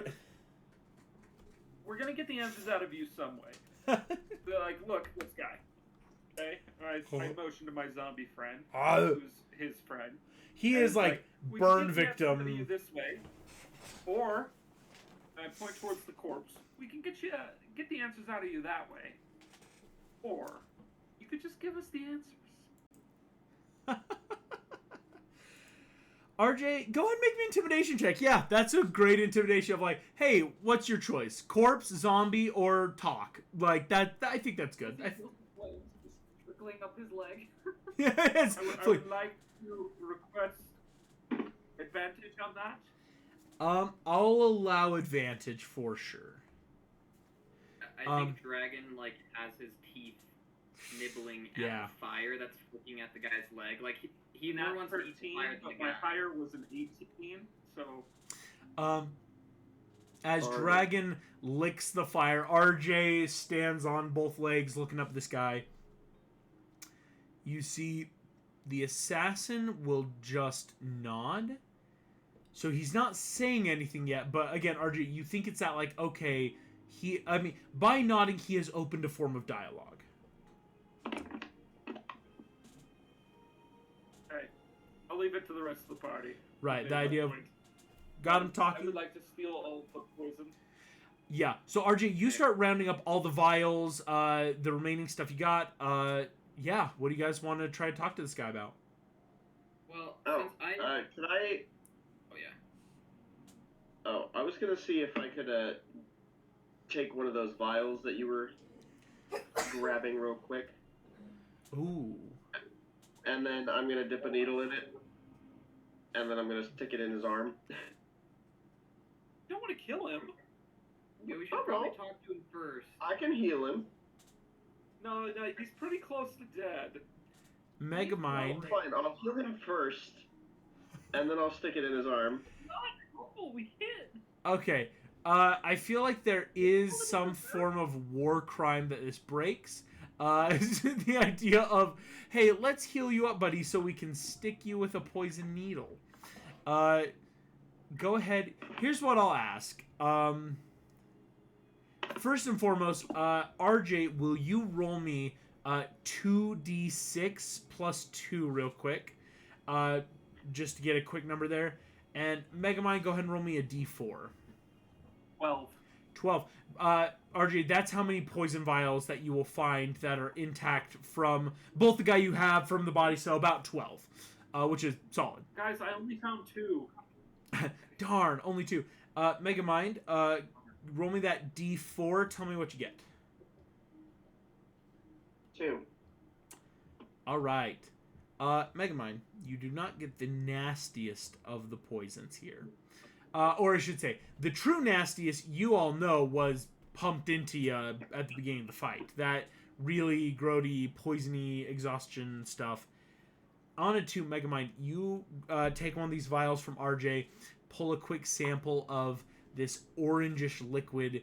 It's the consistency of like half-melted honey. It's actually a little like composed of like small crystalline chunks in it. It doesn't seem very like fluid at all. Megamind, you take this, dip it into this guy's arm after healing him, of course, trying to get some answers. I'm going to make a roll for him. That's a nat 20. He is not paralyzed, as the paralysis effect does not take hold of him. You see this dude is sweating bullets as he is trying to both be as non-hostile as possible as to not burn alive, but also is very fearful he's about to die here. I'm gonna heal him again. Oh my gosh. Okay, I'm gonna just, hand on your shoulder. That's enough. Yeah, it's very much okay. Yeah. So I'm just gonna poke him like really tiny prick with his own knife, and then I'm gonna walk away. You poke him. All right. Jack Frost Lincoln. What you got? yeah, because I noticed the insignias on their. I wouldn't call them uniforms necessarily, but I saw that they're members of the Black Sun. I think is it like a pendant that they're wearing, or was it on their forehead? Remind me where it was at. So, what you're noticing is the Black Sun insignia has two main spots. They have an armband, kind of like military-esque, that has the Black Sun with the, like, strange language. And they also had a bit of a, like, quick, like, marking on their foreheads, almost like a battle tribal tattoo, quick smudge. Now that the forehead mark, I don't care about. Yeah. But yes, now that you all see it, who in the party... Does anyone in the party speak Orc? Jim Lake Jr. Yes, Jim Lake Jr., having come up only the one time in this campaign, way back long ago, you take a moment. Reading this, you will realize this is written in a dialect of Orc that is what we could call pious. Like how sometimes people use a older form of English in scripture, you realize that what is written here is an Orcish form of scripture that would roughly translates to arm of the cult, or excuse me, Freudian slip. Arm of the Covenant, number 12. This guy's the 12th Arm of the Covenant. What does that mean? You see, it kind of looks at you. It's my station. Oh, is there a head of the Covenant? you see he doesn't nod or say anything, but he will just kind of give the very open look. He's not trying not to answer, but that like, yeah, I'm not gonna let them know that you hit upon something. His zombie friend just kind of like leans over next to him. This zombie victim was horrifyingly burned and radiated by Jim Lake Jr. So this is like a full just corpse, like leaning in as this dude is sweating bullets of don't be hostile, don't be hostile, don't be hostile, or I end up like him, and like has to just deal with this. But yes, you see. So bad. Oh, sorry. You see, yes. With dead and going off. But we haven't done it yet. We haven't done it yet. If we don't get answers from this guy. Yes. Right.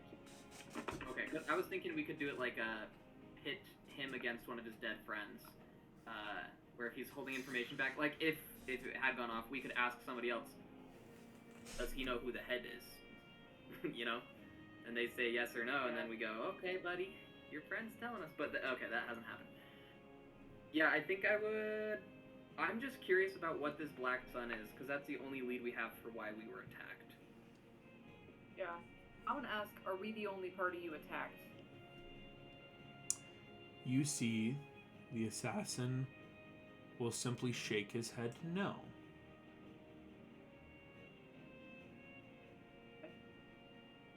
I'm gonna yell over from the computer as I'm trying to like get the defense system and like find these guys. Like, scan for this symbol.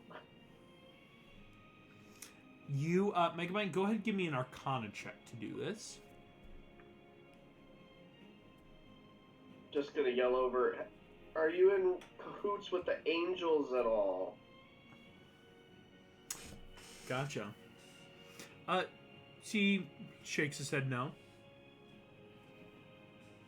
Who does the Black Sun serve?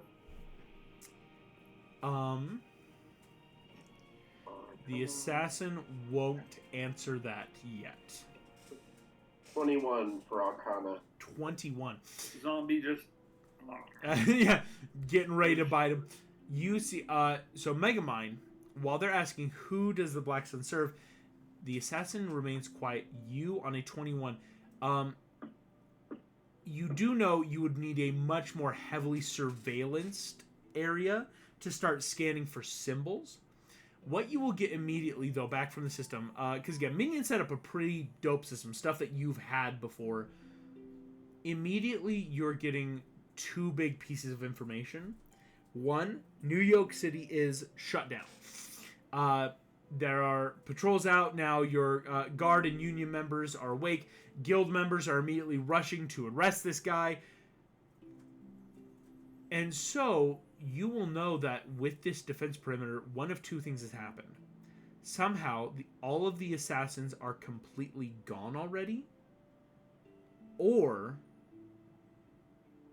they were not able to flee New York before the system went in place, before the alarms went up, and are somewhere in New York City. Okay. Send out the bot horde. Drones of all shapes and sizes start just blanketing the city. Yeah, New York City I don't know what is. Minion trained you to do, but do it.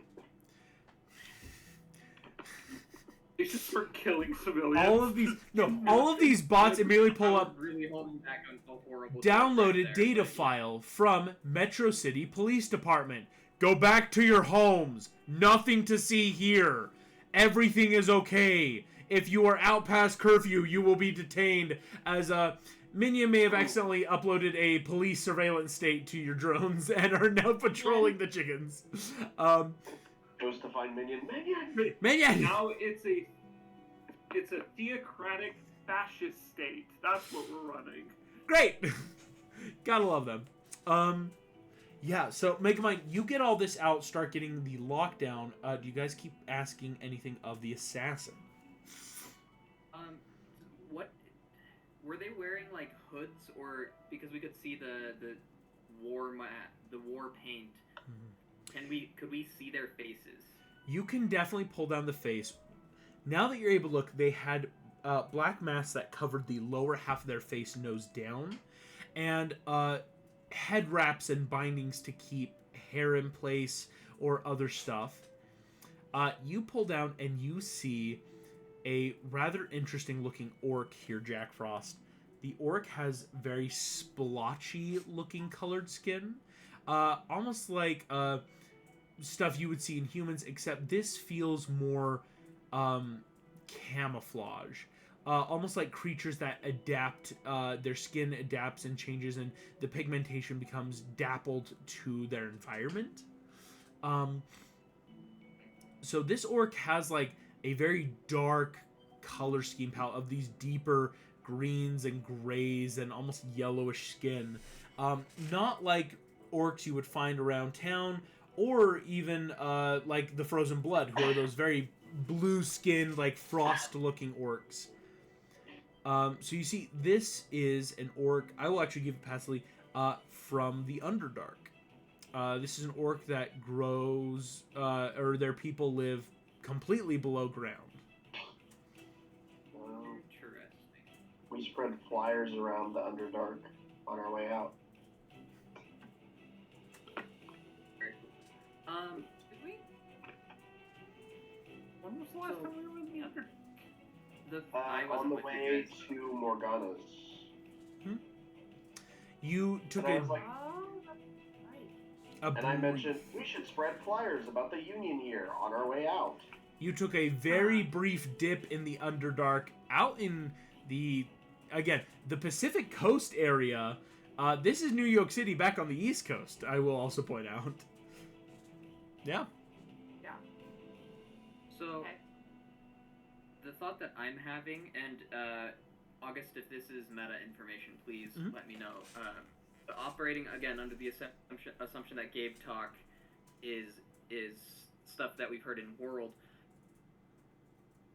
Can Gabe can he do anything physical? Like, if I'm thinking, if there's a way for us to have him send this guy to the Peacekeepers, they know more about what's going on with Black Sun, and they could ask more pointed questions, where we just kind of have the guy here, but I don't know what else we would try to get out. I could turn him into a cube. Right now. That's super smart. The idea of dehydrate him, send him to the Peacekeepers with the instruction of just add water and ropes. Yeah, so basically what it is the Gabriel card, as I'm starting to call it, is that, like, you can kind of ask anything. Like, once a session, try to ask this. It's like a not as good divine intervention where I will roll a percentile and Gabriel might be able to really accomplish something, not accomplish something. It might change. And of course, depending on the bigger the ask, the harder it might be. Whereas you could ask, for example, Just a little cube. right, like, hey Gabriel, we want you to smite the continent of North America. Like, that might be a very hard thing for him to accomplish or want to do. But yeah, the idea of just a cube, Messenger. At least Canada, Gabriel. at least Canada. The messenger for today. Go Or ahead. even if he can't do this for us, we could send it snail mail. Exactly. Go ahead. I will allow whoever wants to. I just need a percentile roll. I got it. Oh, Braxton got it. First one I see. A 70. 70%. That's pretty good. You Could guys be a lot. pray out to Gabriel as Megamind takes the dehydrator gun. Immediately, I'm where gonna scare the living crap out of him with it, though. Yeah. Sorry, there was a fourth option. there was a fourth option. You suddenly ram this gun into this dude's side, dissolve him into a cube. Gabriel alights down in this room next to you without much sound. Hello. Oh, His wings out. No wings out. I'm gonna, like, Gabriel. so he can see us. Yeah. Yes. Oh, correct. Because again, it's Oh, it's man. much harder. Like, you could keep your amulets on. Like, it's just, again, conversation. He might be always looking a little bit off to the side, or like, it's harder to see when that's happening. So, Megamind, you give him the cube. You see Gabriel will go, "Thank you for the cube."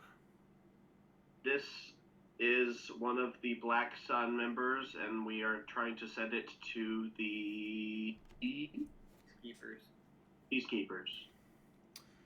Yes. I can drop it by. Yes, just tell them to put a drop of water on it and make sure that they have a good hold of it, because he'll pop out of the cube when they add water. So they just need to grab onto him, and then they can question him. Very well. As Gabriel kind of not like shakes his head, but in that like, okay. I'll just write it down real quick. Yeah, you careful handwritten instructions. Megamind, you gotta idiot-proof everything. You can never trust. What if Gabriel accidentally adds the water? What if they don't have the but yeah, so you give very careful instructions. Gabriel will take the folded up parchment cube. I will. And Gabriel, while you're here. Yes. Oh, sorry. I was just gonna ask if there's anything we can do for you. We know you're freaking busy and we've got stuff going on, but what's. Well, I would. We asked you for a while. What's going on with you? See, Gabriel kind of shrugs his shoulders and goes, "If I can be honest with you all, you are very low maintenance for me."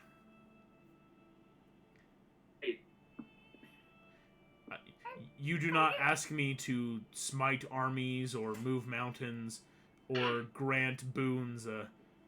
The most you ask of me is to give a cube to other champions. That I would very willingly do. And scuba tank. Are other champions... I'm we still don't need the scuba confused. tanks anymore. I have been searching. A scuba tank is something I'm still searching many planes of existence for, as it doesn't... We don't need it anymore. Okay.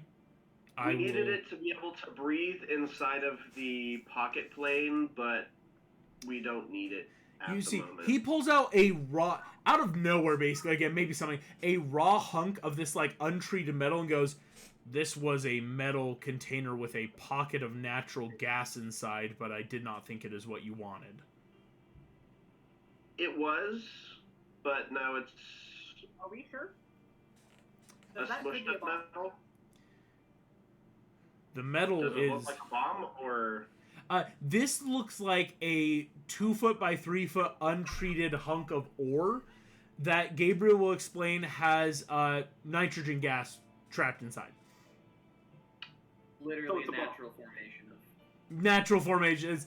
This dude has been scouring planes of existence going, okay, I need to find metal with breathing gas inside. Okay, and this is the best he found so far. Normally you just find them in places like Florida. Wait, is Florida a thing here?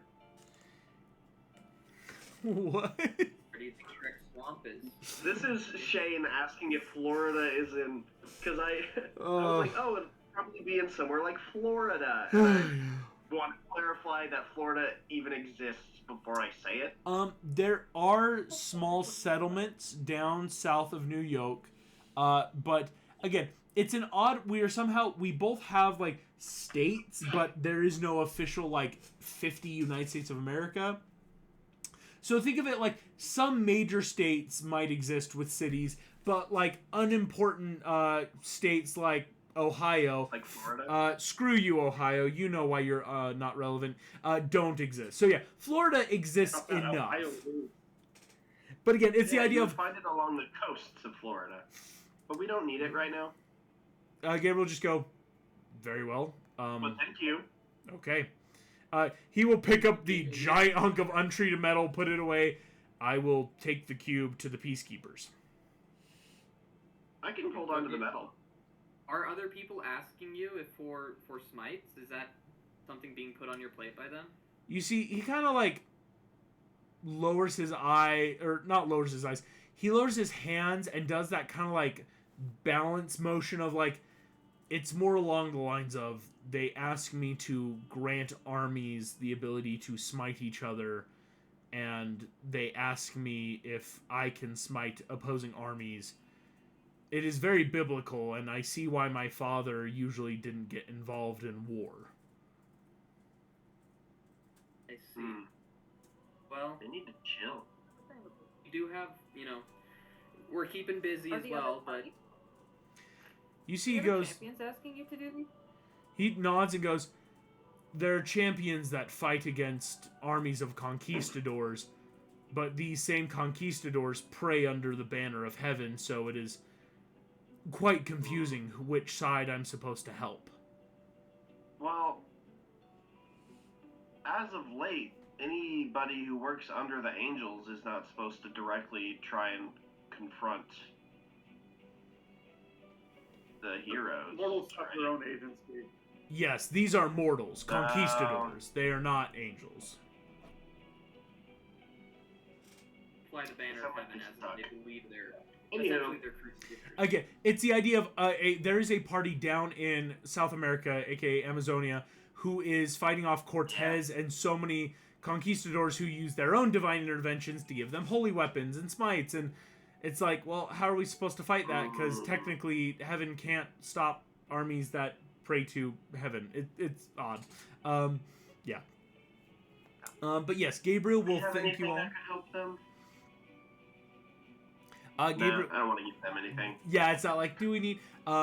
Gabriel will nod, just say, I'm always nearby. Picks up the cube and parchment, nods, and in a moment seems to simply blink out of existence. I slap my Enochian Cool. amulet back on. Yeah, same. make sure amulet back on. Let's ask this corpse our 5 questions. Sweet. Do we need to now? Like, There's still some stuff I you wanna might know who gain. the Black King for. We have it, so we might as well. Yeah. I was good. Yeah, it's like, we've got a corpse, we have a cleric, let's see what happens.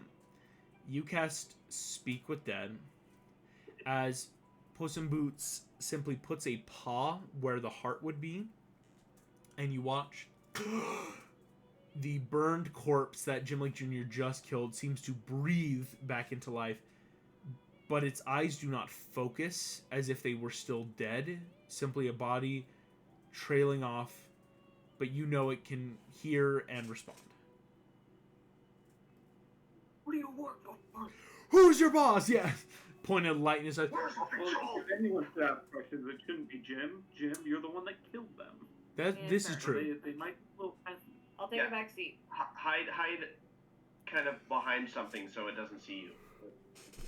I will allow that. And then, possible question. Yeah, what are we hoping to learn?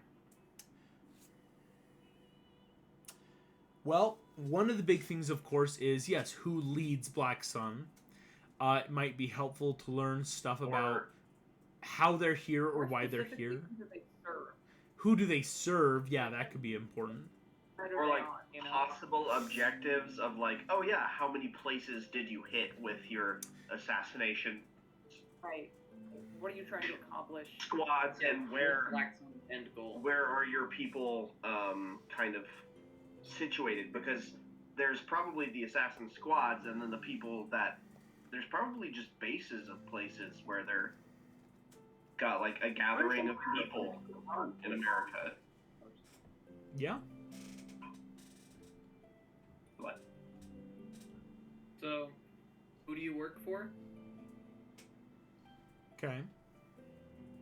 Or better, would it be better to say who's in charge of Black Sun? Because they might interpret who do you work for as like Bruce, my immediate boss. Well, my I supervisor. phrase it, who does the Black Sun serve? Ah, who does the Black Sun serve? That's a good That question. sounds good. First question. Okay. Boom. Who does the Black Your place Sun is serve? one. The Stop it, RJ. corpse lowers its mouth, kind of a gape. We of the Black Sun serve him who brings the Black Sun. Right. Okay, well, to the party, not to the creature. And maybe this is a, well, yeah, I won't try to meta it too. Would the obvious follow-up be who is him? I think a better follow-up would maybe be worded as who can bring the Black Sun. What is the name of he who can bring the black sun?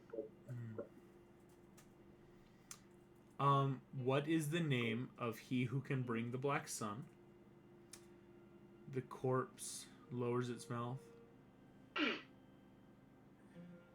He is known by many names across many worlds, across many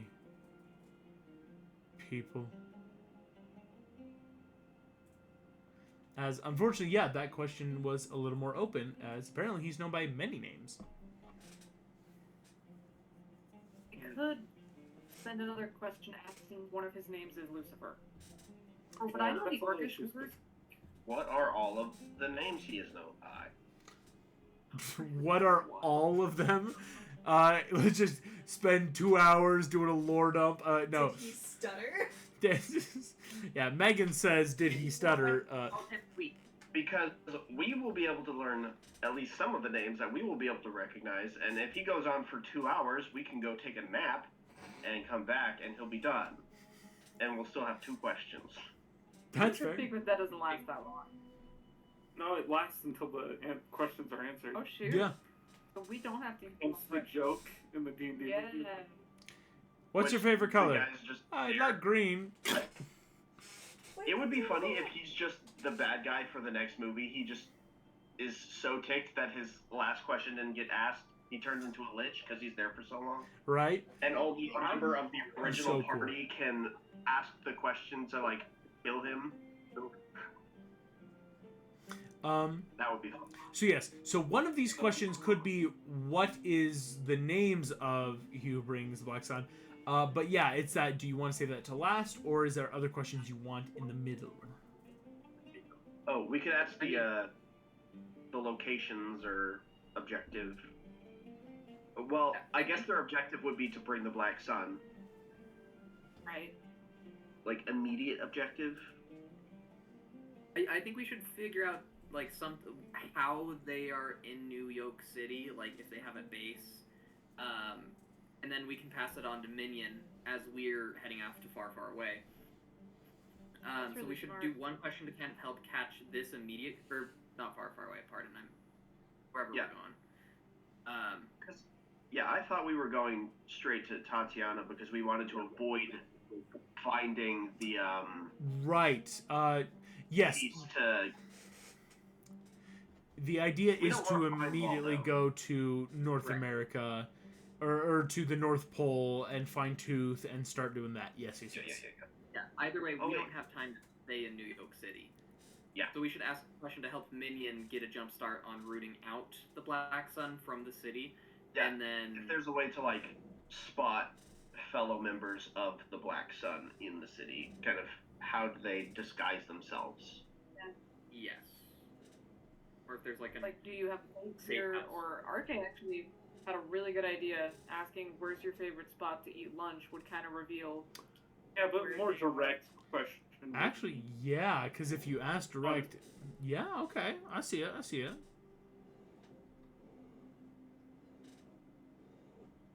Yeah.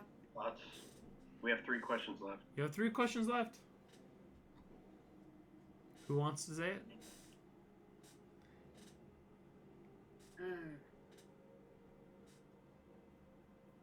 Yeah, I think I don't know exactly how I would say it, so I'm thinking out loud, but I think I'm gonna ask him something along the lines of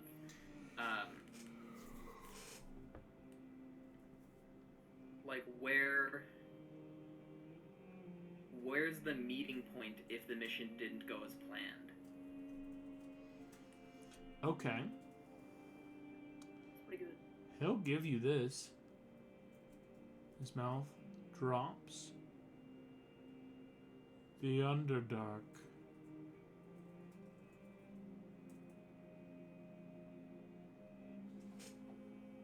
Real big freaking place. Well, are there any rifts? Or Yeah, like is there an entrance planar? to New York? Yeah, do you want to ask him if there's any entrances? I mean, we have a key crystal thing. Oh, that's true. We have a horngazzle. Mm-hmm. I mean, I have a horngazzle. No, I'm pretty sure I took it. No. No. You still got it. And even if you did, you don't have it. But would it be better to ask kind of how to spot members of the Black Sun, how to recognize them, or to ask where the location of the rifts are? Because then we still need to ask the question of the names at the end. That's true. Maybe. Probably how to spot How, them. how does the Black Sun access New York City from the Underdark? Okay. So I can't ask these questions. yeah, I know. So yeah, Jim's throwing out the idea of, so how do they access New York City? And one of them is, yeah, how do we spot members of the Black Sun? And of course, there is still the hidden one of, or the one sitting on of what are names of the leader. Okay, which Let's one? do the names of the leader one first, Okay. and then That think might about the take a other one while. for a second. Okay. That's fine. Okay. We can try it.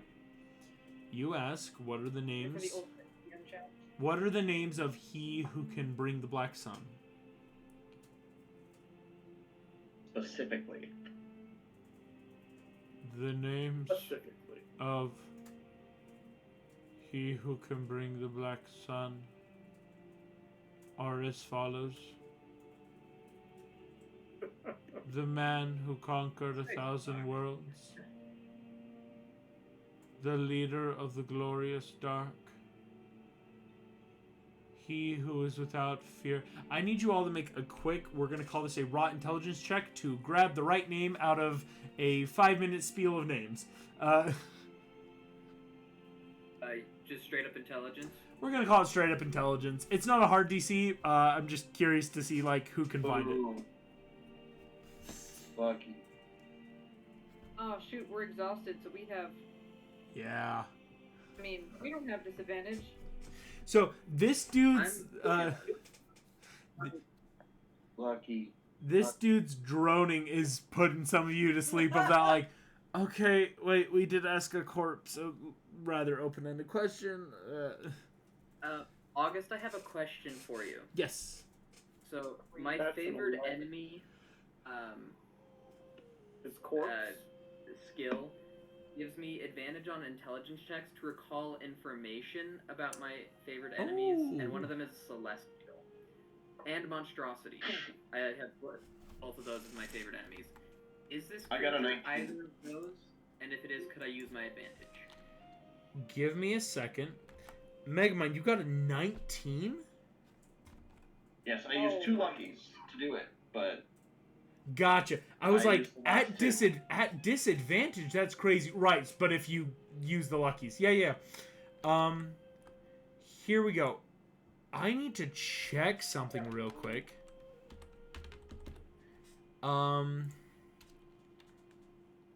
Celestials or monstrosities?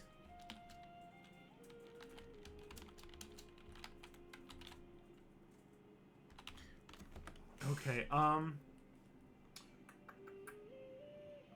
If it's neither, that's alright. I just figured I'd ask.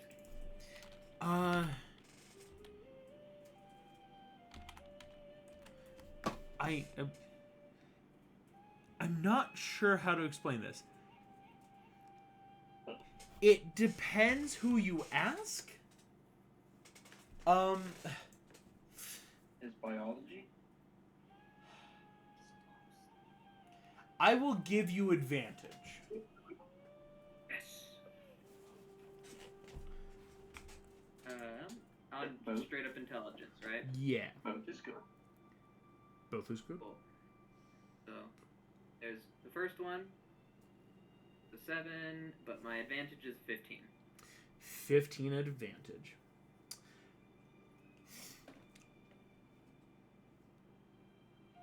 Megamind, what you glean is going to be different from anyone else's on the higher roll. With RJ, Jim Lake Jr., and Jack Frost, or excuse me, RJ and Jim Lake Jr., you get a lot of names here. and for as many as could be promising, a lot are like, that's just a really fancy way of saying the same thing you said 5 minutes ago, which gets you lost in thought, and so you miss a few names here and there. On a 15, Jack Frost, the name that stands out to you is Prime. Because you at first were thinking it was going to like Word Prime? you think it could definitely be in relation to that, because you hear Prime and realize, oh wait, that was a name of itself. That wasn't connected to another thing. Because for Megamind, you catch at one point the name is Lothar Galaxar Prime. I'm going to type that out for you too.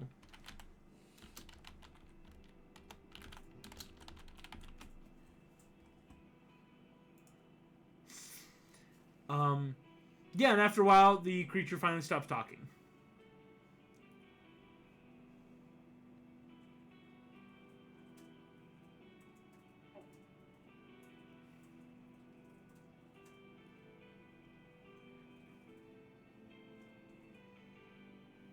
Galaxar.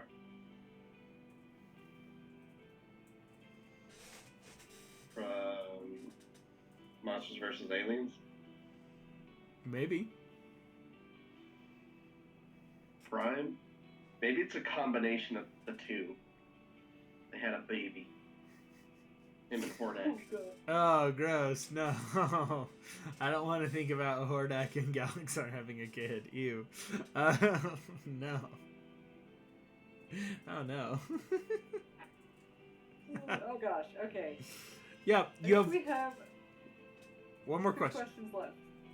One more question. Yes. One more. Okay. So, we got the 2 ideas.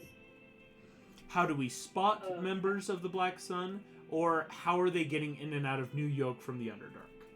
Both equally important, but both could have challenging answers.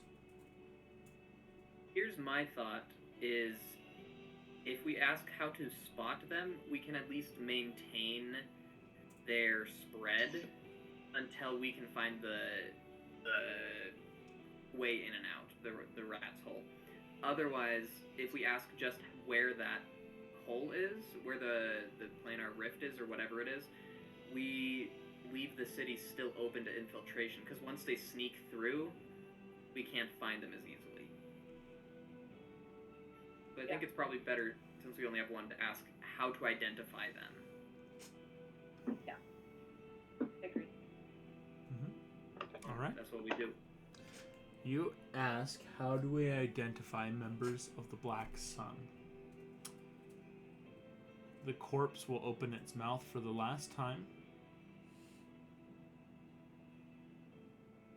We are identified by insignia, by tattoo, or even by chain mail. And I will let you know there's a space between chain and mail. You think he's talking about mail that is passed along via chain.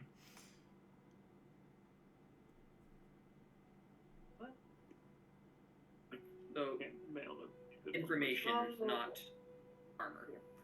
Yes, information not So armor. like the spam emails that get blasted out of send this to the next person. And the Black dude Sun will immediately come in. falls to the ground, full dead again. Puss in Boots does that cat jump where it's like, Okay.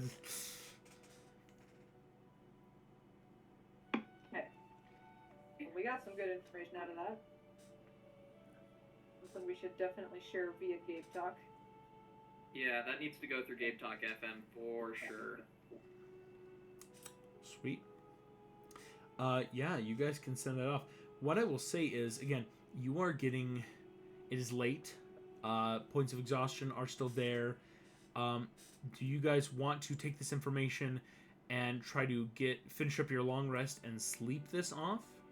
Or is there anything else you want to try to accomplish as a party tonight? If not, just to, like, keep up the momentum. What Would would it be good? Oh, sorry.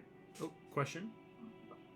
DNA wise? What would these guys all be? Like, would they be like if I was able to?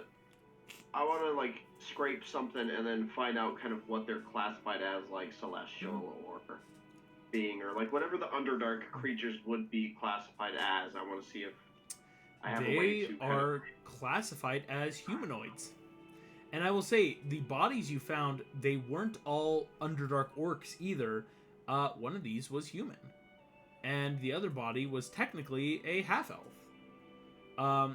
You Not just anymore. know. Not anymore. Now they are a McChicken that was left in the fryer for 10 hours. Hey, we don't use that term around here. It's offensive. You're right.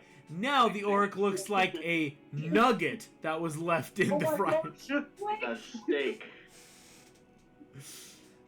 Now he... Our poor chicken Primary. friend. Amazing. Nuggets. So yes, Megamind, I think it's at like, okay, dang. I think you are noting there's no unfortunate big like genetic marker to use for these people because it's like Okay. this is like a cult, right? There's Yeah. I was trying to see if they had any like trace energy from the Underdark.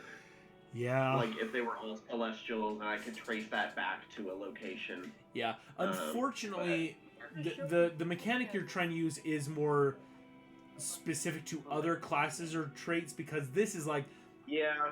it's hard to say like, That'd be like hey, if enough people come from New York, are there trace amounts of New York on them? Because like, well, technically, but like not in any true measurable way. Yeah. And they wouldn't be, even though they're cultists, they wouldn't be considered to be monstrosities or celestials. They are not. Yeah, then my abilities fall short as well. Yeah. Honestly, I'd be down to just go back to sleep because that's what we were planning on doing and then leaving in the morning. So it's like, kind of need our rest. Yeah, I Y'all think- are hurt pretty bad. I will rest eventually. I'll rest on the ship. I'm gonna I'll be like, don't worry, guys. My guys will take care of the bodies, and I want to like work with my chickens to see if we can't figure out this whole spore situation. See if Yeah. we can't make some progress there. Before we do that, I want to share what we've learned about identifying members of the Black Sun with the guards and the people who are on alert and out Yes. searching for these guys. Yeah. Because I'm we gonna said, share with the computer too. so you're gonna put this into the computer. You're gonna share with the NPC. Because yeah, we did say like, oh, Gabe FM, like our very real world, like in the Discord, like let's send this. But yeah, making sure the NPCs of New York City know. I think it's easy enough because, as RJ says, like, my chickens can help take care of it. There are guards that are rushing the room. You send out the alarm. They are on their way. So you can, again, download that information in both computer and to people of, here's what we're noting, here's what we're finding, please be on the lookout. And your allies will immediately take this information and rush it throughout the city. RJ, you're trying to figure out the spore situation. A lot of people do also want to sleep, so here's what I'll say. One of the last things that you can kind of accomplish here, RJ, before the long rest is you take some of your druidic chickens and you're trying to figure out your whole spore scenario. What I would ask is what are you hoping to accomplish through this form of like helping and magic and meat to try to understand? Well, if we could maybe, like, if I could get my chickens to... So, if I could maybe, in some way, shape, or form, try with my chickens to bring back maybe Unburnt Brian, or Brian. Yeah, Unburnt Barty. Or Brandon. Barty. There Yeah. we go. I told you, he's a hero. We'll always remember his name. Brandon Bernard Barnyard Barty, Unburnt Barty. Yeah, the chicken. Yeah, no, I think for sure of like can this have an application? Copper paddle. Copper Doddle Yeah. Ducker Lily. Yeah, right. Yeah. Here we go. What I will say is for RJ, I'm going to allow you to make me... We're going to call this a flat nature check of you and your druids kind of starting to tinker with this. Not, like, terribly late at night, but, you know, getting the important stuff out of the way. Dang it, I was always a city wreck, too. I'll give myself guidance. Okay. Oof. Thank good. Yeah, that's an 8. It's only an 8. So, RJ, I think you're going through, and some of these more druidic chickenborn, through some of the magic. I think even it's that, like, you pop down to, like, the community laboratory that Megamind has built into this guild hall to even, like, hey, you're not a man of science, but it's like, maybe there's some tools down there. So you start checking out the spores. And on an 8, what I will give you, RJ, is one of these chickenborns come back, and you see they go, sir, we've done some ritual casting and identify. We have the results you were looking for. Good. What do we got? Well, you were saying these spores could be used for the return of some souls, and well, we were shocked, to say the least. I did some tests, and well, I also called upon some spirits of nature, and sir, I don't see how it's possible. You were said unburnt Barty. May he cluck in peace. He is a hero, of course, and we would love to see him return. But he's not. Well, to say the least, he doesn't seem to be present. And maybe that's a clerical thing. Maybe his spirit's not available for us in the spore sense. But that's not what I wanted to ask you, sir. May I simply... And you see he pulls out some of the spores in these vials and different test subjects. You said these spores manifested enough about some animals, and sir, these spores hold no sentience or signs of life as far as we could find. Are you sure you saw something? So I'll be like, okay, and I will... What I would like to do is take a Pringles can. Yeah. And very carefully add the spores. And then a feather from Unburnt Body. And then the red feather, but I'm going to be very sneaky about it. Okay. Add the red feather in. Shake it up. Yeah. Didn't that... Bye. As you open this up, I'm going to make a bit of a luck check here.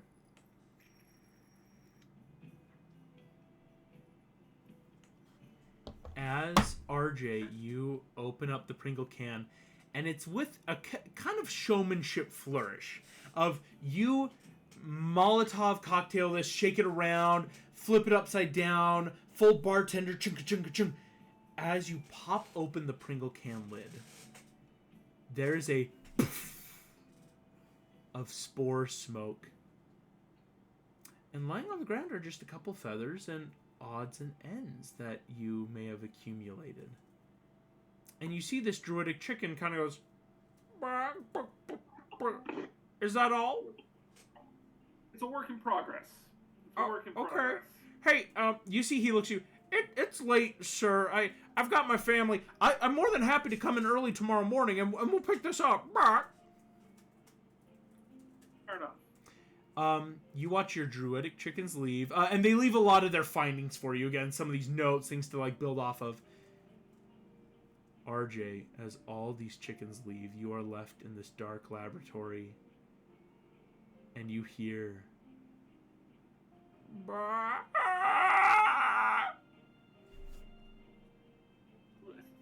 Did you have to wait?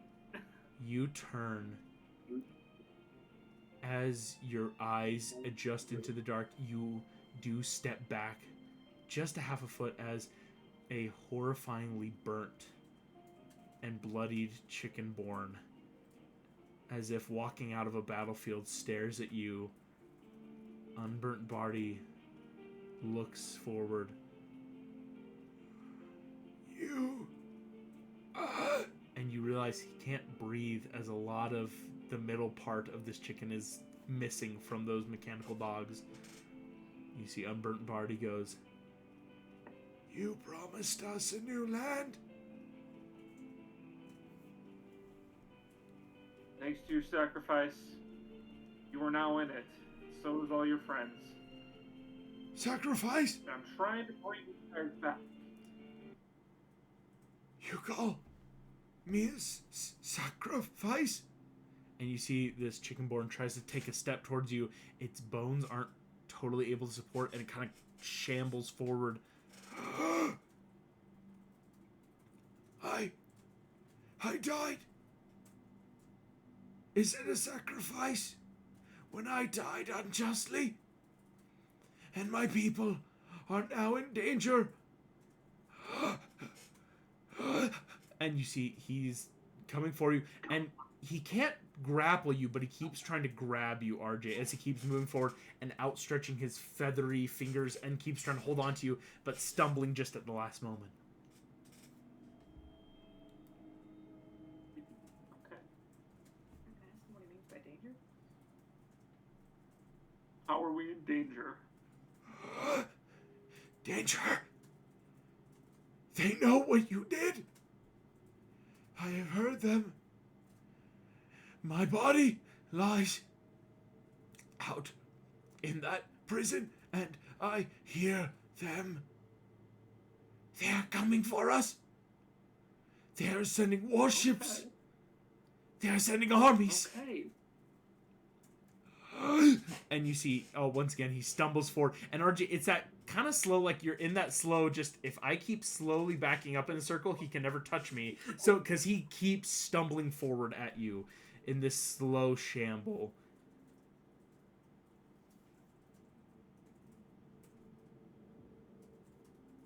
Presumably it's the coop that's sending. Yeah. Well, Yeah, I the know nation you're is great that's in itself. yeah. Whoever's in So- charge of England. We Because got we some killed the warships chicken from people. New York.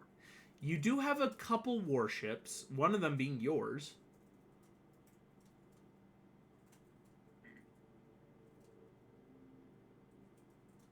Ooh. Well, that is interesting. I do That have. is really good. Oh.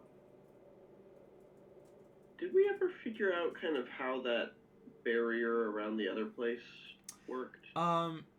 When you were off in Volinar, you never really got a chance to ask how it worked, because also after it was that, like, you could have maybe found someone asked some questions, but it was the party like, we kind of just have to keep moving. So you never really got a full rundown of whatever canopy magic they were using there. RJ, as you say, this good information, you watch Unburned Barty. You We'll protect them. can't. You can't protect them. You didn't protect me. You didn't protect me! As this chicken goes to grab you, and very much as you blink, he's gone.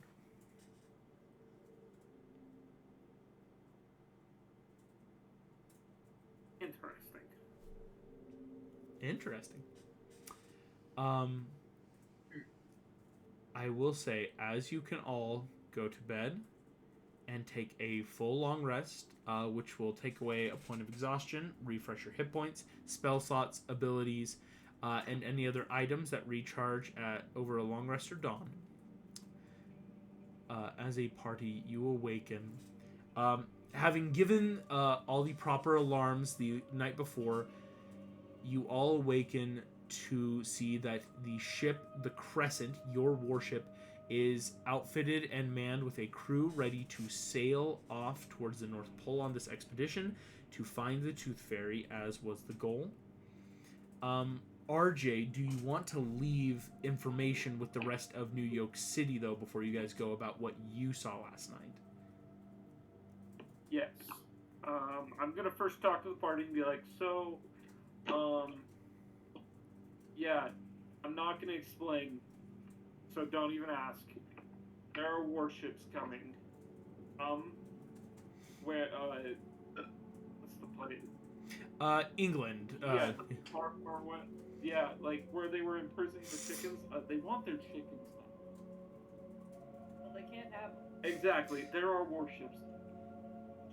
Okay. That we are. The city is slated to be attacked. So we need to rally the troops, get some plans in action, and get some ships in the harbor. Do we maybe want to not leave yet? I feel like we can't just abandon our chickens. Not quite yet, no. Okay. I do feel like we're on a time crunch. True. I mean, if we need to stay and do something, we can, but I don't think we can fully just wait. What was the information about the rabbit? About the Easter Bunny? Yeah, he's in America, right? It's Or Jack. he would be. Jack did the insight of it's very possible he's in America right now. This is the time of year / natural patterns to be here. The idea is though, do you want to look around the continent of North America? Because that could also be tough. I know what to do. Why don't we declare a town holiday and make it Easter? And Let's not use real eggs, because those are like. well, yeah, but the Easter Bunny, we'll make it in a way so that the Easter Bunny is something to be praised, and not that he just brings eggs to be cracked and eat candy out of. But like, Yeah. the Easter Bunny is It's the idea of Easter Bunny again. games such.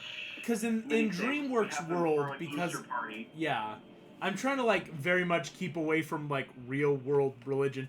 It's Easter Yeah, in Dremore that's why is I'm that like trying it's a spring Easter Bunny festival part with of Easter. with eggs and sugars and gifts to others. It's a time of renewal. Again, the more paganistic side of Easter that we see in our world, where it then works in Dremore, but I don't have to like touch on like, oh yeah, Yeah. and Christianity suddenly, right? So I think And like maybe they paint their eggs, and instead of it being like it's just a fun art thing, it's like a form of like yeah. blessing a future child. I'll say this: if you guys want to like go about preparations to create an Easter festival, that's a smart idea. See if you can Because kind of then we'd be able to have the festival, and if it works, we get the Easter Bunny here, and we could just go kind of there. yeah. If anything, it gives him at least a bit more power by having like so much focus on him in a way, and we might be able to at least make a little bit of a defense for if we do just need to go. Because I was thinking of like, what if I take the ashes from the one demon, the tornado demon, Yeah. for the weather, and I turn that into like similar to how the magic battery, but if I extract its power and then turn it into like a barrier of its own against ships with like the vortex kind of a deal. These are all solid ideas. I think just for the party, yeah. Do you want to, instead of trying to sail off now, try this idea of, do we want to like make an Easter spring festival to more or less summon the Easter Bunny? That sounds like a solid idea, and honestly, that would be like a really cool cultural tradition that we start for our chickens. Right? Like, your idea of like the birth of your child, you paint eggs and you have a whole celebration, and like I like that. The a lot, idea of actually. bringing a fun culture. The eggs before they hatch. No, these would be unfertilized eggs. Yeah. But like think about it. You eat the kids' eggs. And they before could be hatch. like really cute. Yeah, great. 2 chicken boards like, all right, honey, I'm ready for the Easter festival. I painted all the eggs. Have you seen our kids? And there's like 2 identical baskets. Like, oh no. I think it's very much so. You guys get this idea, and so what I will say is one of these last things. You guys can start like, I think Jack Frost, you're gonna start like. This will probably happen next time, of the big checks of like, okay, what do I remember about EB? What would attract him? as all of you set off to start, like, RJ is getting, like, warships ready, trying to make defense strategy. Jim, like, Jr., you'd be helping, like, probably just in that very paladin-y, as Jim is such a good person, of like, yeah, let me help out where I can. Like, let's spread the tidings of Easter. Kitchen. Yeah. Megamind, you would be pulled aside quickly by Minion. Mm-hmm. As Minion would kind of pull you into a side room and go, sir, hi, I just want a quick update. We're still not finding the assassins. I've been running the computer program a bit. I had just something, I don't think it's much, but it's a little unnerving. Can I just show you? And he pulls up his little pad. So I've been looking at the cameras a lot, you know, really checking most of the rooms, seeing anything. Last night, I got an alert that someone was in the laboratory, right? And so, of course, I go through. And it was just your party member, RJ the raccoon. And you watch as you see the recording of RJ when the Chickenborns leave. And after a moment, RJ turns. And there's no sound on right now, but you see RJ starts talking, and no one is there. Oh, fetch. And as he goes, you see RJ start slowly backing up around the room in a slow circle, talking and making strange comments and doing things. And you see Minion goes, sir, I checked the readings, and I just wanted to ask, because it's not my place in any way, is your friend okay?